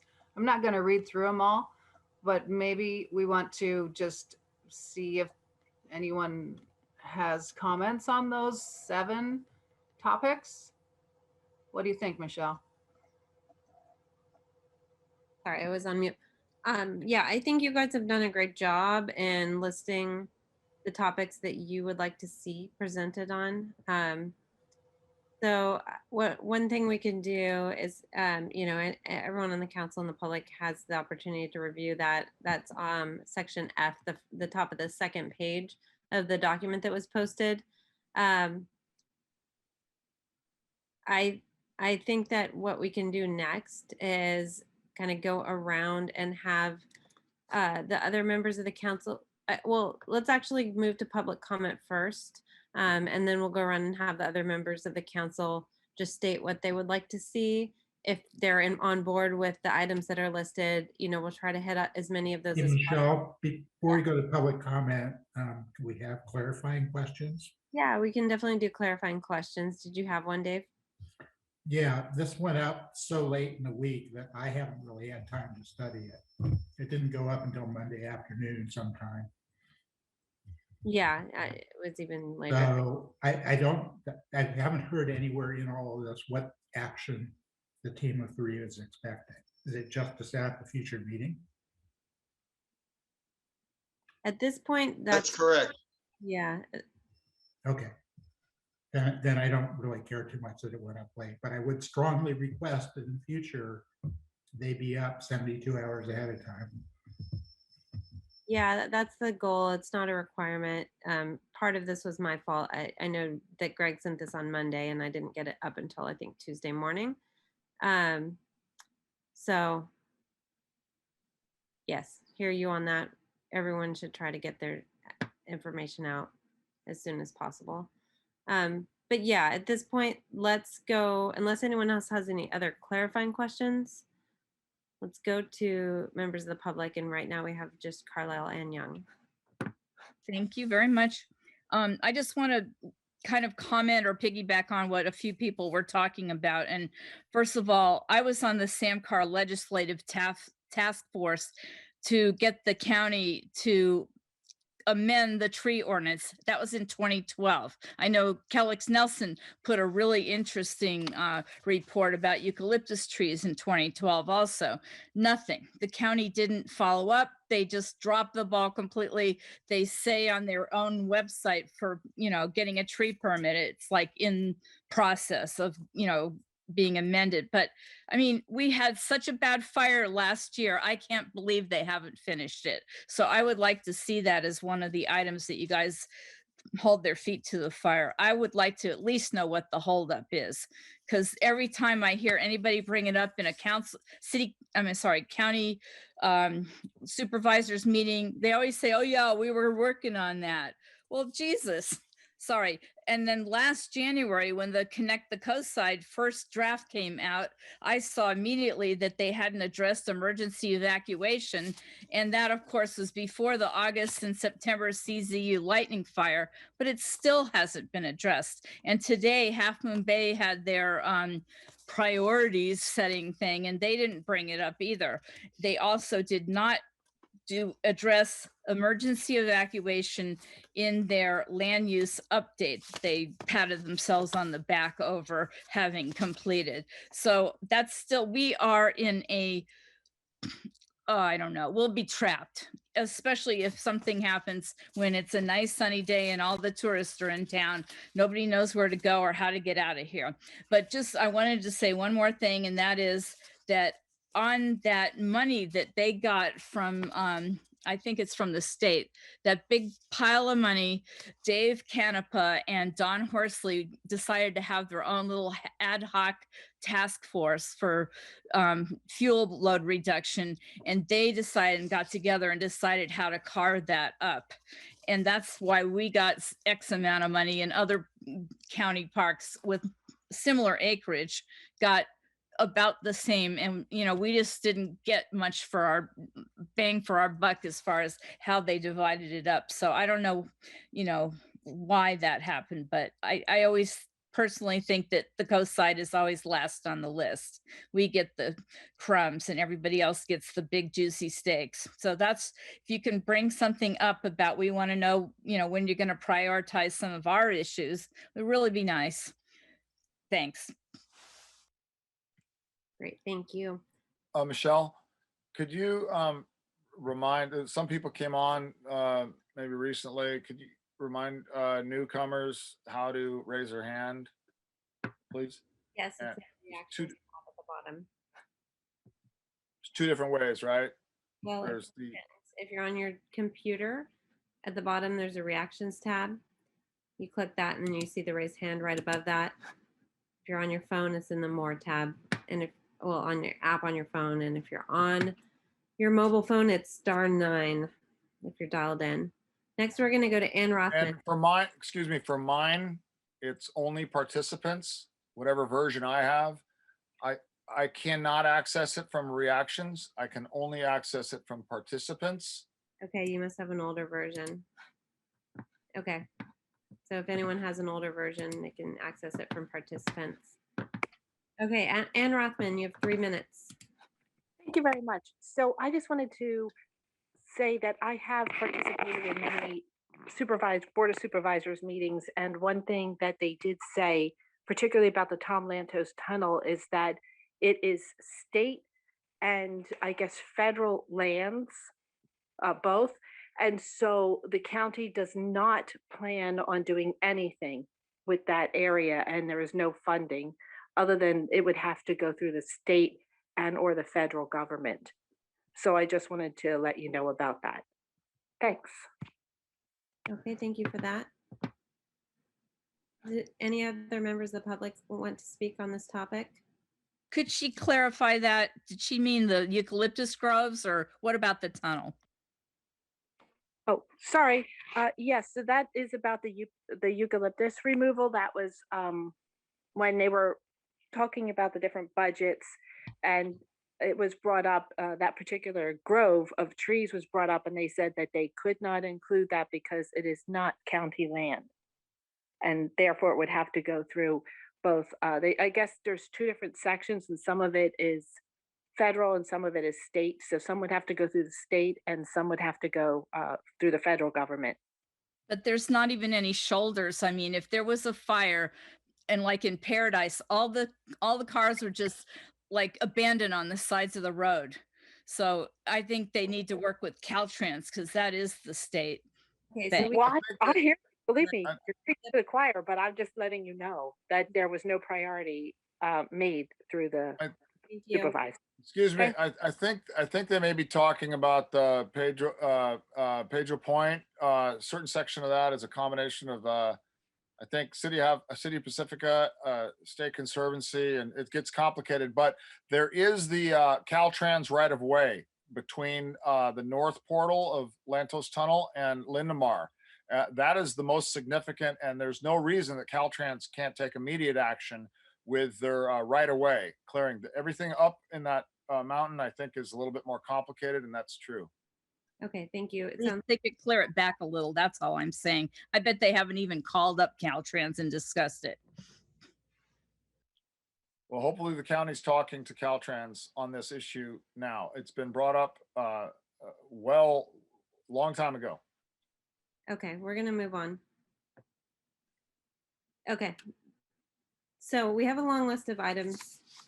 I'm looking at the items in section, F1A from 1 through 7, and looking at those. We have the 3 speakers that I mentioned previously, and so I will send each of them a list. I will also add items that we've brought up here tonight in terms of specific information about controlling the eucalyptus, the San Diego example, I think the tree ordinance, and just project funding for fuel load reduction, as well as the highway one between the tunnel and Lindemar.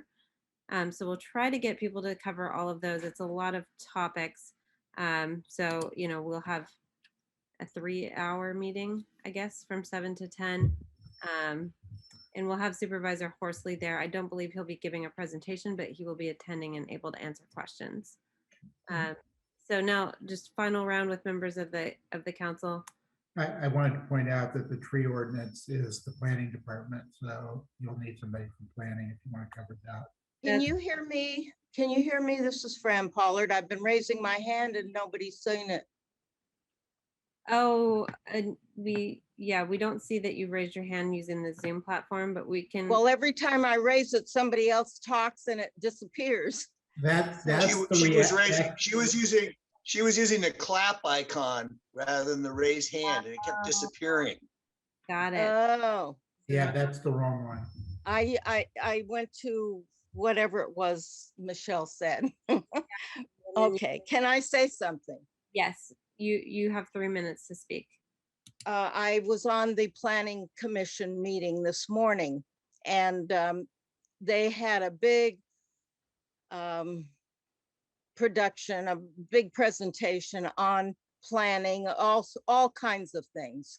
And one of them, they did hit on the fuel reduction.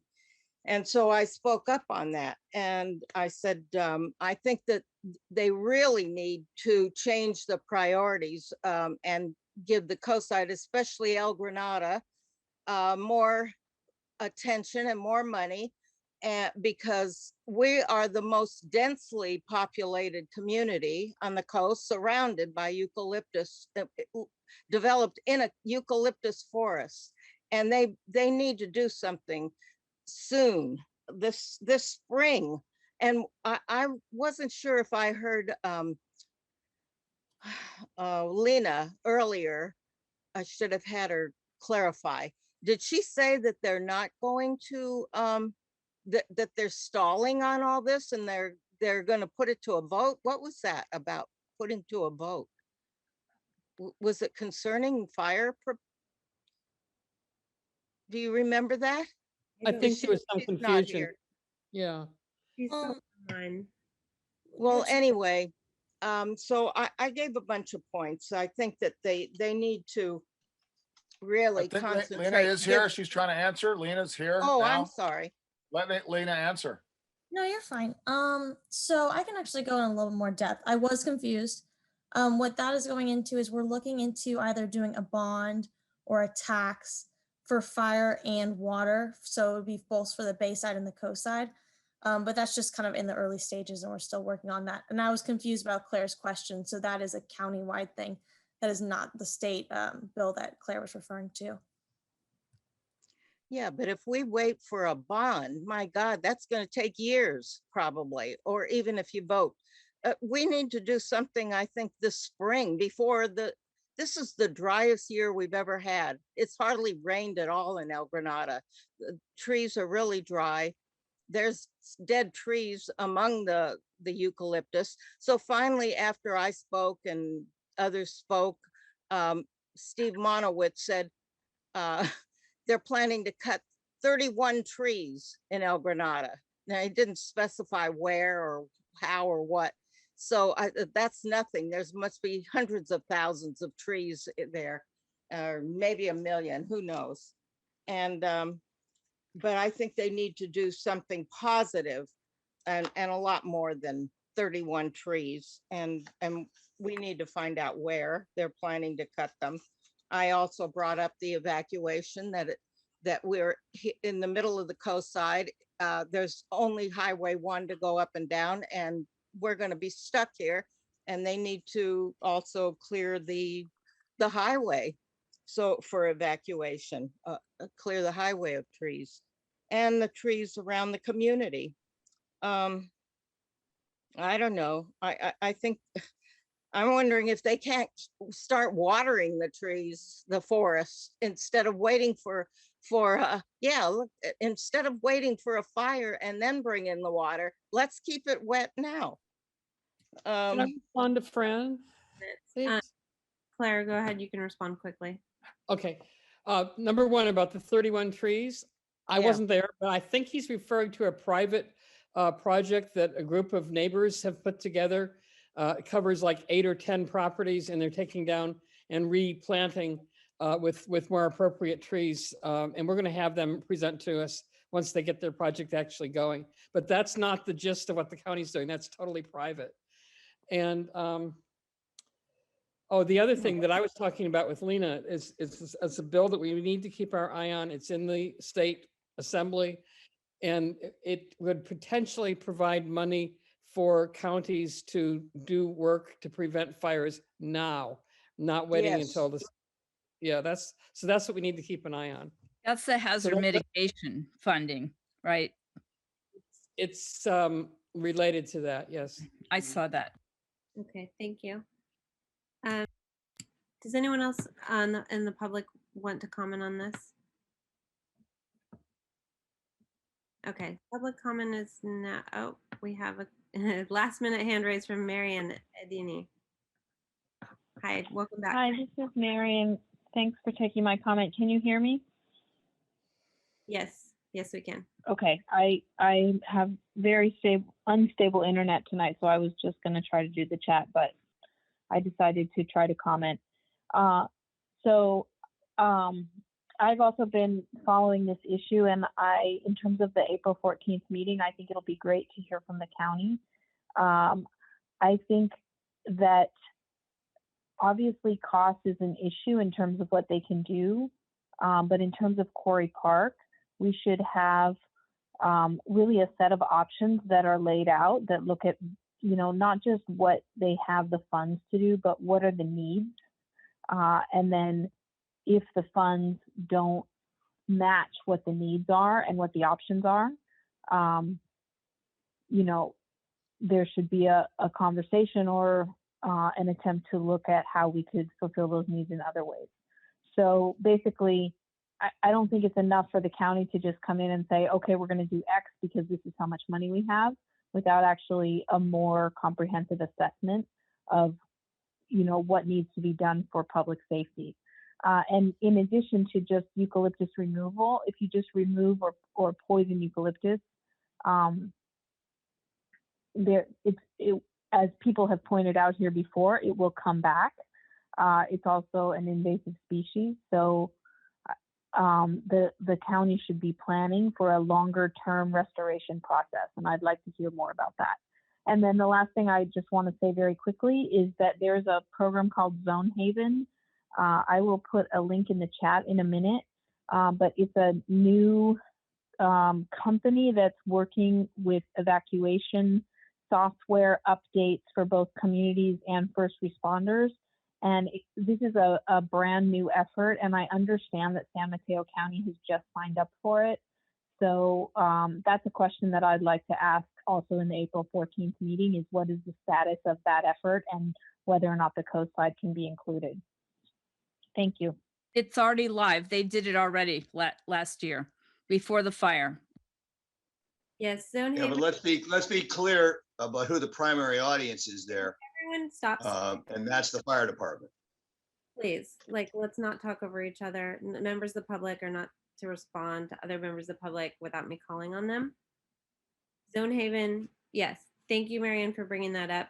We have heard about that previously from CAL FIRE, and I will put that down on the list of things for CAL FIRE to speak about, at least to give an overview of that high level, because yes, and we are, it is already live for our area. Okay, does anyone else in the public want to speak? If so, please raise your hand. Okay, I'm closing public comment on this item because we're past our schedule and we do need to go back to the minutes. So public comment on this item is closed. Anyone else on the council who wants to add something, either in terms of additional items that they would like to have covered at that next meeting, or things that are on this list that the team has prepared that they do not want to have covered or don't think are priorities, please go ahead and speak now.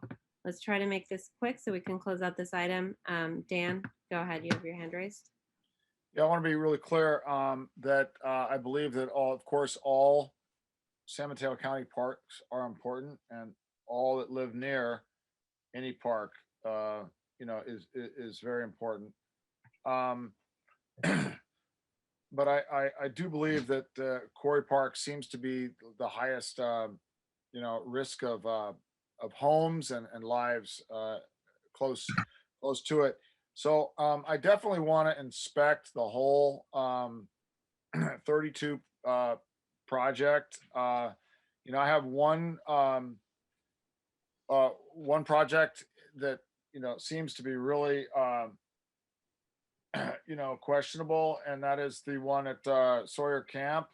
I mean, it's bordered between 280 and Crystal Springs Lake. So I don't know how much money they're planning on spending in this area, but to me, it seems completely defensible. I think that's a criteria. One of the points that was on the list that Greg developed is to inspect HANA's 14-point list for the criteria. But this is one example that here we have some money going to an area where it appears to be a completely defensible between Highway 280 and the lake, Crystal Springs Reservoir. So there's other examples that I don't want to get into at this point, but it's definitely something that I would like to inspect too, is the prioritization of all of the projects that are in San Mateo County parks that Nicholas is proposing to spend money on. Okay, thank you, Dan. Len? So, I mean, I overall agree with what's being put forward here. I think we should emphasize even more, as has been stated, that El Granada, with its eucalyptus forest, has a very severe and somewhat unique problem. And really, we're looking for government, I feel, to just say, this is a larger problem that we can deal with in the normal context of dealing with other places, leaving us hanging out there, but at least recognizing our problem. Okay, so you're looking for just a statement from. I mean, to basically, rather than say, well, we can do this and this for 1.2 million, say, there's a major problem we can't address within the framework of funding we have. Yes. Okay. Anyone else on the council want to weigh in? On the topic of the tree ordinance and planning, I think it's going to be too much to add planning to this meeting. So maybe we can have them at the second meeting in April. Just because I want to make sure that, we have 3 separate presenters. We have Supervisor Horsley there. I want to make sure that we have enough time. And I know we're already going to be probably running out of time given the speakers we have. So I propose we save that for later. Greg, I see your hand up. What would you like to say? What I propose to do is to send you an updated list of the questions, including comments made tonight, and you can use your discretion to divide it among the presenters. Remember what I said early on, there is a broad issues list that goes beyond just Quarry Park. So we're not gonna, as you say, we are not gonna cover everything at the next meeting. Okay, we just need to make it clear that we will be coming up with this issues list and further contact the county and the other agencies for more action.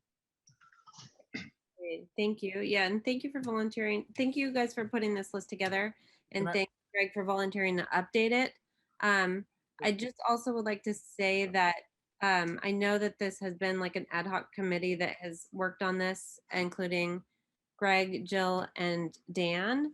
And just in terms of getting ready for this next meeting, I need to be involved. And so that's why I mean, one of the reasons I asked you guys to come present tonight, I'm going to need to kind of, so ad hoc committees are temporary. And so I would request just between now and the next meeting that I work directly with Greg, and one of the two people, either Jill or Dan, can also work together, but for Brown Act reasons, we can't have 4 of us working together to prepare for this next meeting and talking to members of the council. So I'll work with Greg.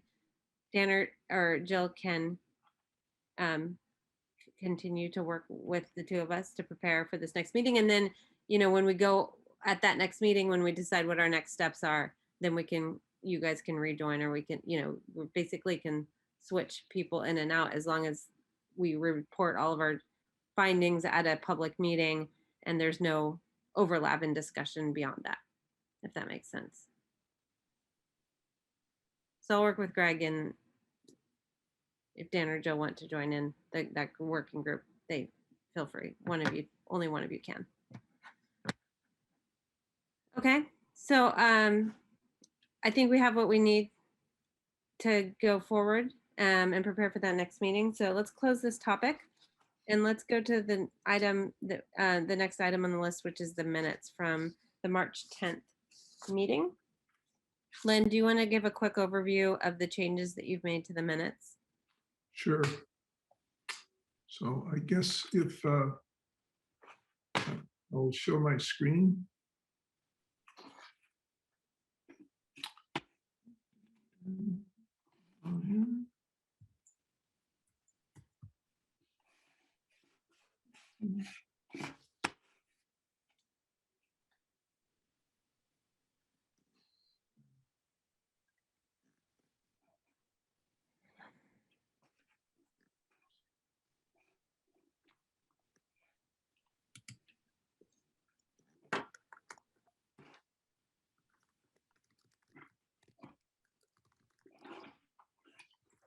Oh, shoot.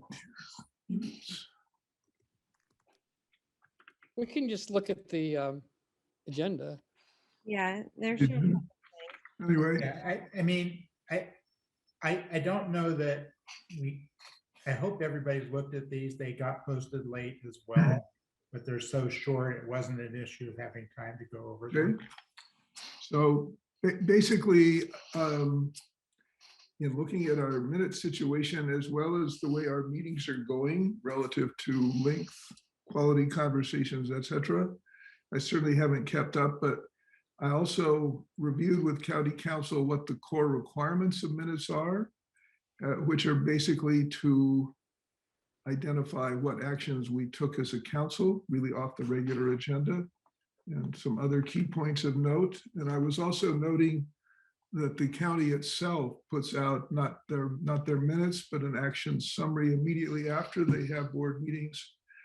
And really those can provide the basis for an approved minutes on what actually occurred at the meeting.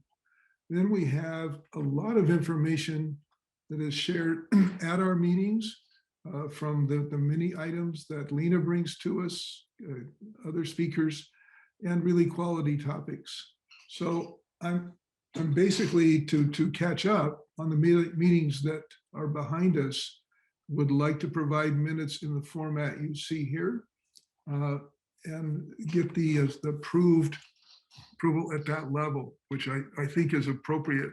I also feel that in terms of what it takes to do this, it isn't, at the level that may have been done. I'm not sure, I don't know that it's sustainable, certainly not for me and Jill, but I think that some of the other options that are out there can be effective if done.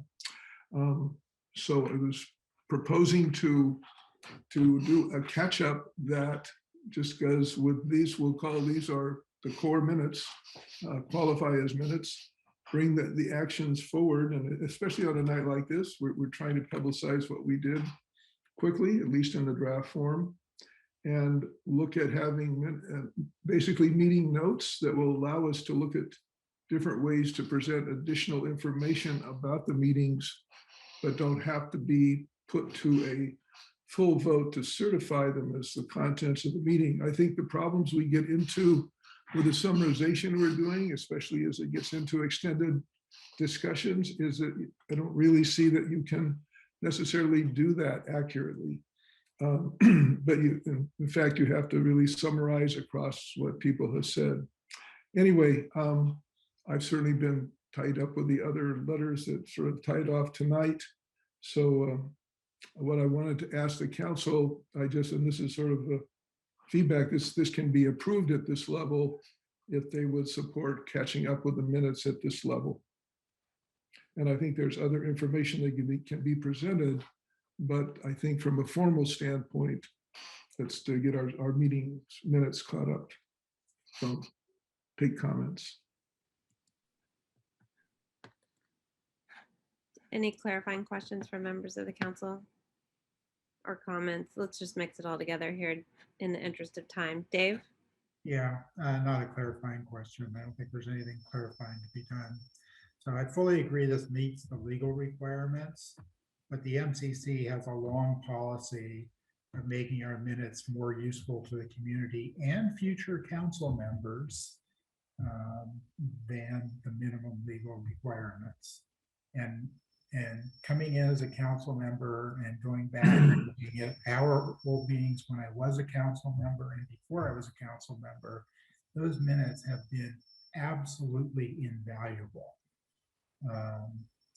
So, somehow over 30 years, we've managed to limp along somewhere between the incredibly long ones that were presented with the last couple of meetings and the absolute minimum that many other bodies do, and that these minutes consist of.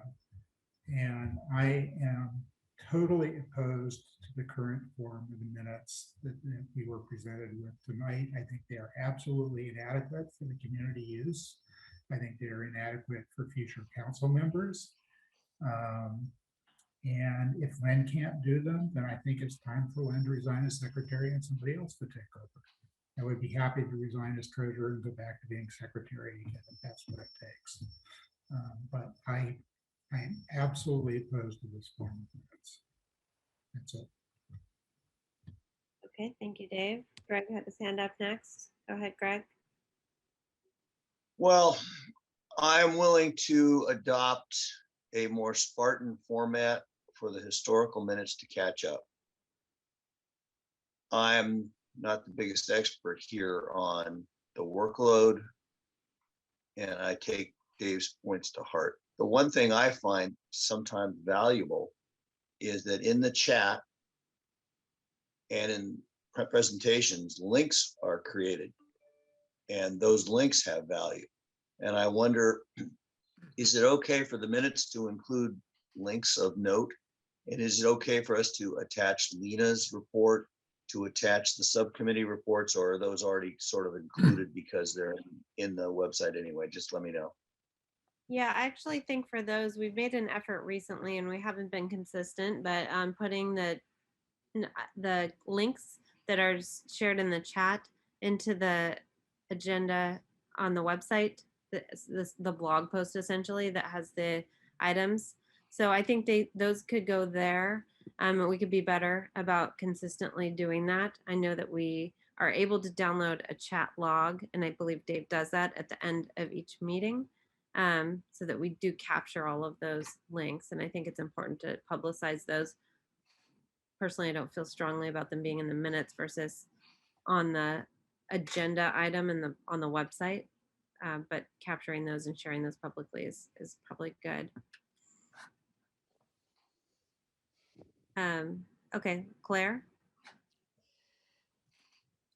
I think I've said before that, Len, you have my deepest sympathy. This is a very hard job and you're trying to do several things. I would like to rephrase what Dave said. It's not like if Len can't do it. I think this is not the best use of your talents. And I wonder about maybe you and Dave switching offices. And because this is just, it must be torture for you, and it's torture for us to try to fix this. So I would support that if you're willing to do it. Well, I have a different thought about it, and I'm not sure I made it clear enough. There's so much information that's come to be available here. We mentioned the chat log. I really feel that the transcript logs that are being produced here, it's an area where the technology has just dramatically improved over the last year. They can be useful in some cases, but not all. And then you have, Lena gives us a lot of information every meeting. The issue here, I think, is that by reviewing these, and you could even call them the action minutes, when we certify this, we're saying this is actually right. We actually voted this way. Those were the things that brought up. When you bring all the discussion that goes in the meeting, and especially if you try to summarize it, regardless of how good you are, you're really having to, take an editorial pass on it. And I don't think that's what minutes are for. That's exactly why Robert's Rules of Order doesn't do minutes that way. And I'm not a fan of Robert's per se, but I think we can have what I would refer to as minutes notes, which we could put all sorts of things into and be a valuable resource that would not try to meet the truly reasonably standard, strictures on the minutes that we approve as being fully accurate. That I don't think you should have to go when you summarize conversations, have something that is totally accurate. Well, accurate is, it's not accurate in the sense that you have to make an editorial pass just to do it. So what I was saying is to do this and produce a second document that contains those things as a way to look at it. My concern with Dave doing it, I would be happy to change if that's what people want with Dave, but I don't think he's going where I would like to see it go. I'd like to see the minutes have at every item a link to the video address, a transcript section, which we don't have to print it, but it is useful to have there. And you can have summaries where appropriate. In addition, we have these other documents coming in. Lena brings us a lot of information every week. And if you just total up the things that came out of here as special things, not to mention chat, there's a lot of things that could be put in good order relatively efficiently. So that's more what I'm aiming at. But the core is to get something that you can have out within 2 or 3 days of the meeting. I mean, I'd like these to go out in this form on Friday so people know what did we vote on as far as the CTC, what actions did we take? So that's why I'm in favor of this. Anyway, but I'm good with what the council might want to decide. Well, let me finish what I was starting to say, because Sure. it sounds like from what you're saying, you're really fine with continuing to do this. I'm not fine with what's coming out of and with the minutes either the first way or this way. I really, having been on the council for a little while now, I really do second what Dave said about how valuable it is to be able to look back closely, quickly and accurately to get an idea of what happened before, like maybe years before. And whatever we produce has to be something that's readable and accessible to people 20 years from now. There has to be sort of a standard format that people know how to use. I almost want to say I'll do it, but I won't do it because it was just too much work. But what you're proposing is not acceptable to me. Maybe it's acceptable to other people, but not to me. Okay, thank you, Claire. Dan? Sorry, did you call me? Yes. Yeah, so yeah, it's a tough one, isn't it? Len's current layout is similar to what I've called for many years, although I've grown to kind of like at times, the format that we have been using. Here's the thing. Over the years, they haven't always been accurate. They've been summarized. You don't know exactly what was said. And then you got to double check. Okay, is that really what I said? Is it out of context? Len's method format is using here, requires you to actually, go to the video and actually, hear exactly what was said. In the future, I think we need to talk about ways that we can absolutely, positively, 100% ensure that none of these videos will ever be lost. They'll always be safely somehow secure. So I'm going to say, I'm going to vote yes in favor of Len's format. And I'm going to put a caveat that, let's try it out. And what's kind of really important to me is hearing what the community says on it over time. Okay, thanks, Dan. Speaking of the community, it looks like Sid has her hand raised, and I just saw your statement. I agree with Dave. Sid, can you make it super? It's very quick. I do agree with Dave, and I want to make a very big point. I discovered recently that we have a parks mitigation fund that they've been collecting since 2003 on all new construction and remodels for residential property, supposed to go to acquiring land to build a community center. And I asked Mike Halligy, the county manager, for a reconciliation of where the money's been going and also how much is in our fund now. I mean, we still don't have a community center. You guys meet in the sanitary district office. So I finally, on the MCC website, found a document from way back in 2012 that they'd already started siphoning off $184,000 only from two. Okay. We have to keep this on topic. I think it's on topic, actually. Finish. She's pointing out that she found this in the minutes from the past, right? Okay. All right, well, then that point has been made. I do want to say that from a legal perspective, if we were to have multiple documents, they all have to be voted on and approved by the council. They would constitute. I've actually checked on that point, Dave. I'm not sure you should say that as a fact. I am. No, I'm pretty confident of it, despite what county council might say. Well, Dave, but then let's just say it's currently your opinion.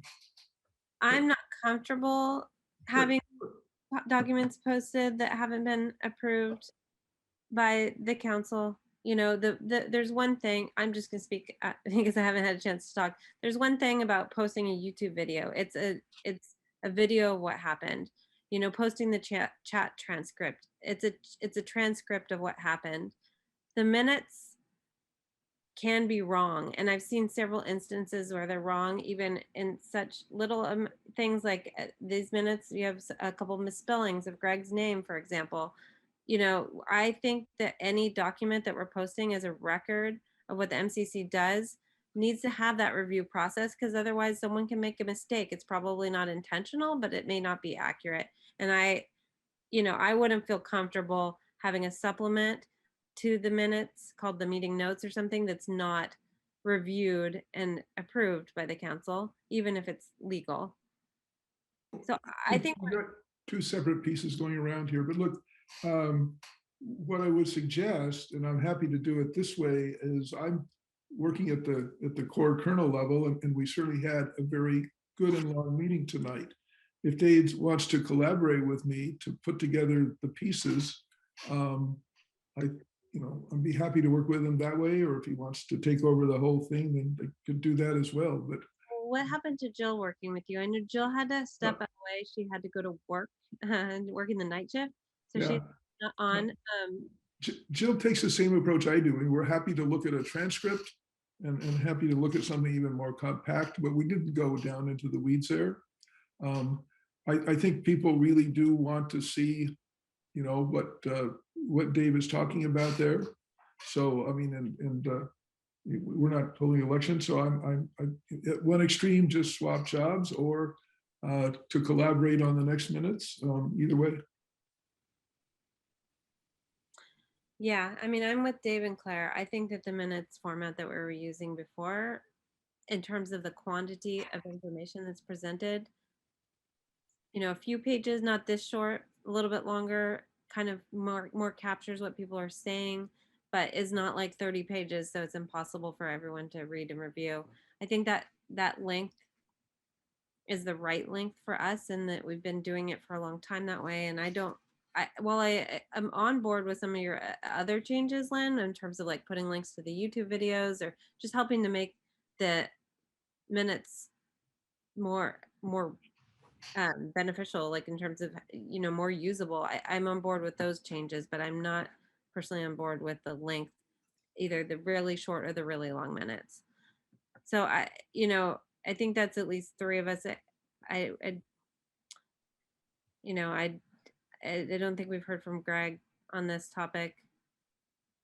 Maybe I'm just tired because it's getting late, but I think I don't want to offer an opinion on something where I am not a veteran observer of the process. I'm going to defer to the people who have been here longer.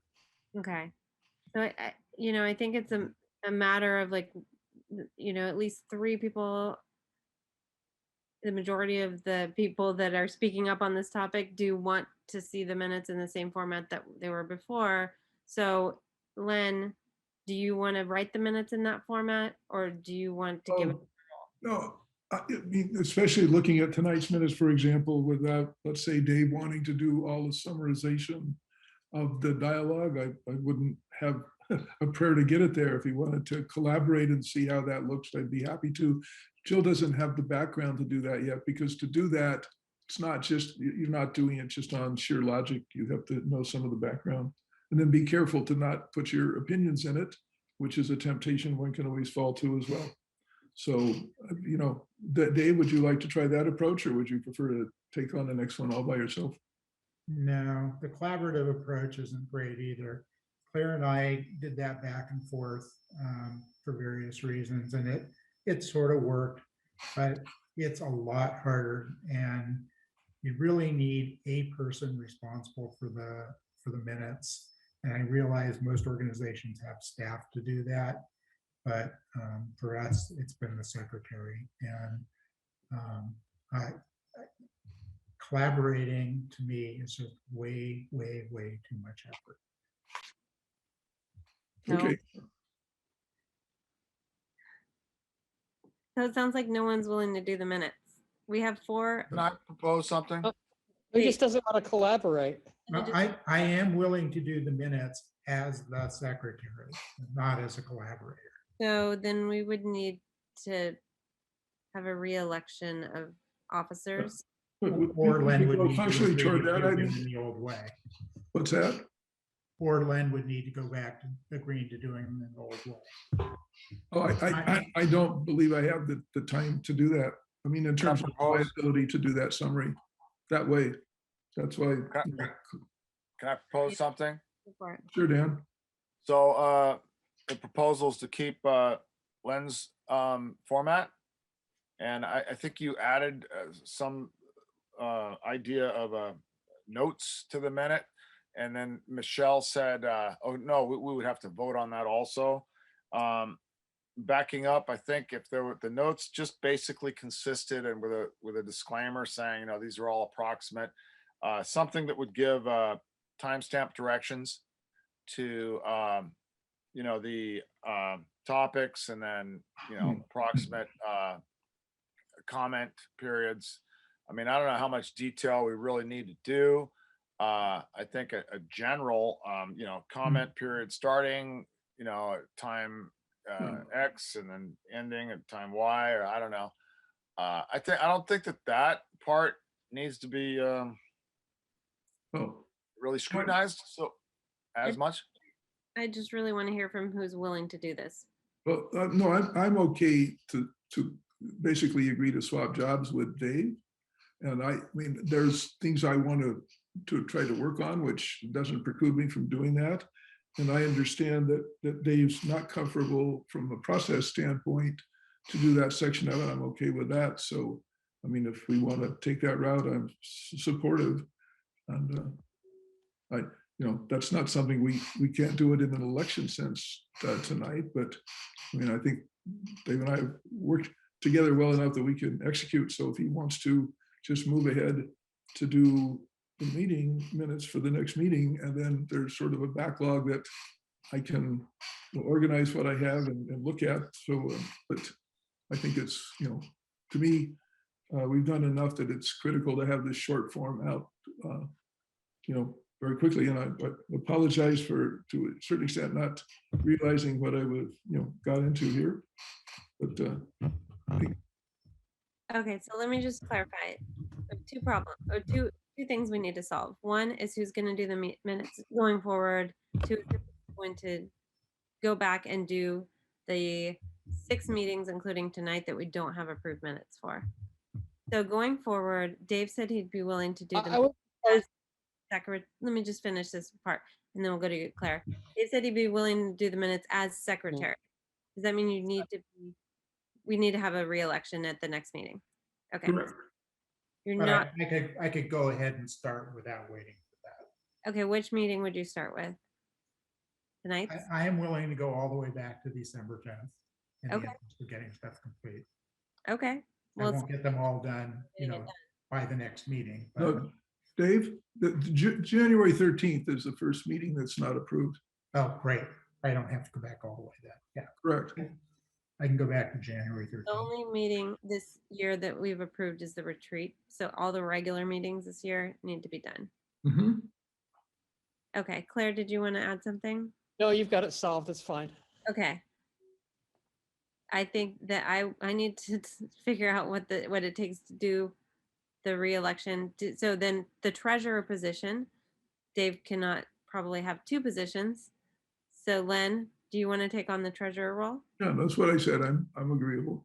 Okay, so I'll figure out how we can have a re-election of officers either at the next meeting or the one after. I mean, isn't it as simple as we each resign and then an election is held and elect new people?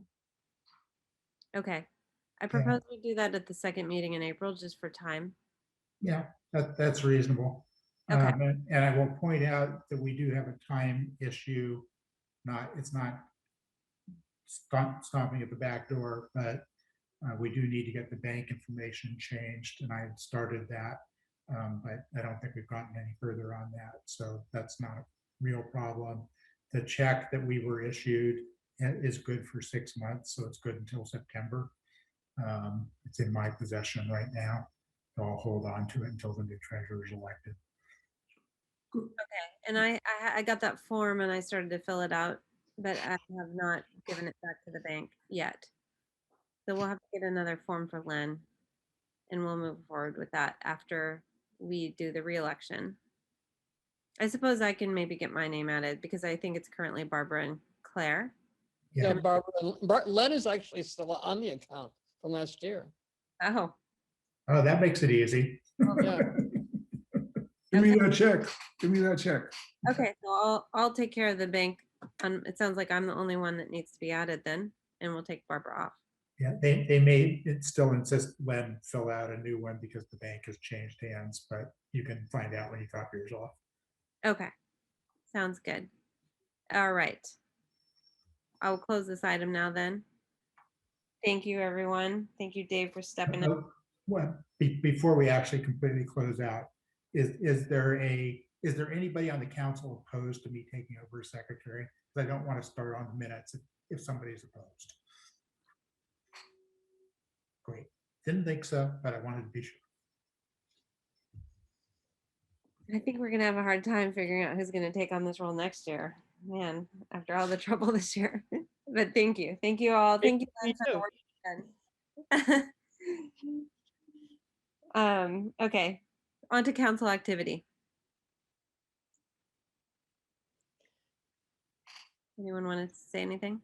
I Claire? gave the update to Half Moon Bay. That's about it. Oh, I do. Yep. So we know that the transportation system is coming back for a second pass. And I referenced it obliquely because the one value I saw from the transportation system is it would be putting sensors at places such that we could actually measure the transit time or the delay time, if you will, to go from some key points on Highway 1. And therefore we could create a stream of real data about delay. I've shared that with their IT group. I thought I might have a response back from them tonight. They haven't gotten back to me yet, but they are looking at it to let me know whether it's something feasible to ask them to do, which I wouldn't do without them sort of taking that examination of it. But to me, the really nice thing about doing it that way is we don't have to get the county and Half Moon Bay to agree on taking these measurements. Caltrans would do it for us. Okay, thank you for that. Greg?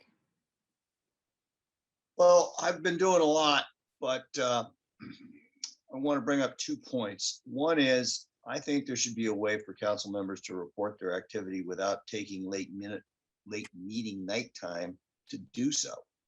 And I'll just leave that rolling out there, okay?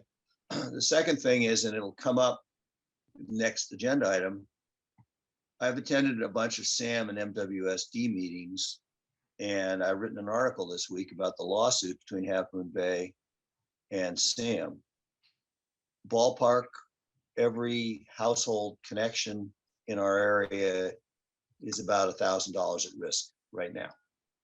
So that, I'll just mention that, and then when we get to agenda, we can maybe talk about putting that on the agenda someday. Okay, thank you. Dave? Pass. So I attended the entire Board of Supervisors meeting yesterday, except for 1 hour when I had another meeting. There was a very, very long discussion of vaccine availability, COVID in general, and budget for the health department for the next year. They were over budget, and they had a lot of adjustments. I'll just say their vaccine count has dropped slightly. They're expecting to get more. They have had some Johnson & Johnson, but not much yet. Only one lot of about 3,000 doses. And so Lena touched on that in her answer to one of the questions as well. But if somebody really wants to know, it was about an hour-long item. It's quite a bit of information, and I'm not going to try and summarize the whole thing. They also transferred one of the motels that they bought in Redwood Shores at the end of Twin Dolphin Drive over mostly to Mid-Penn. It wasn't clear to me exactly how much is remaining in the county and how much is Mid-Penn. And Mid-Penn is going to manage that one, which I thought was interesting. And then simply because it's in one of my other roles, I'll mention that they approved a $50,000 grant to help fund the history museum we're building in Half Moon Bay. That's it.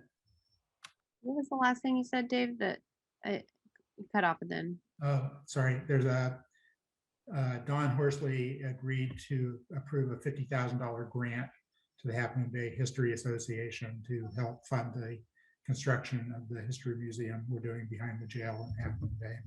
Okay. I'm on the board of the History Association. Great. Okay. This is council activity, so we're not taking public comment at this time. We're going to move on to future agendas. So Greg, I know you wanted to have the SAM item on a future agenda. You know, at this point, the April 28th would be the first time we'd have that opportunity. Do you want it at that time or? That's fine. Okay, I'll put that on the list if anyone else wants to comment on that. as an agenda item, or if anyone else wants to work with Greg on that, you can voice that now. And you can always approach people offline too to partner up on that topic. Claire, do you want to speak?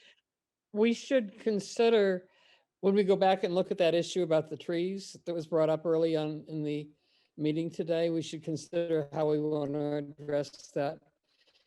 And probably not agendize it, but possibly.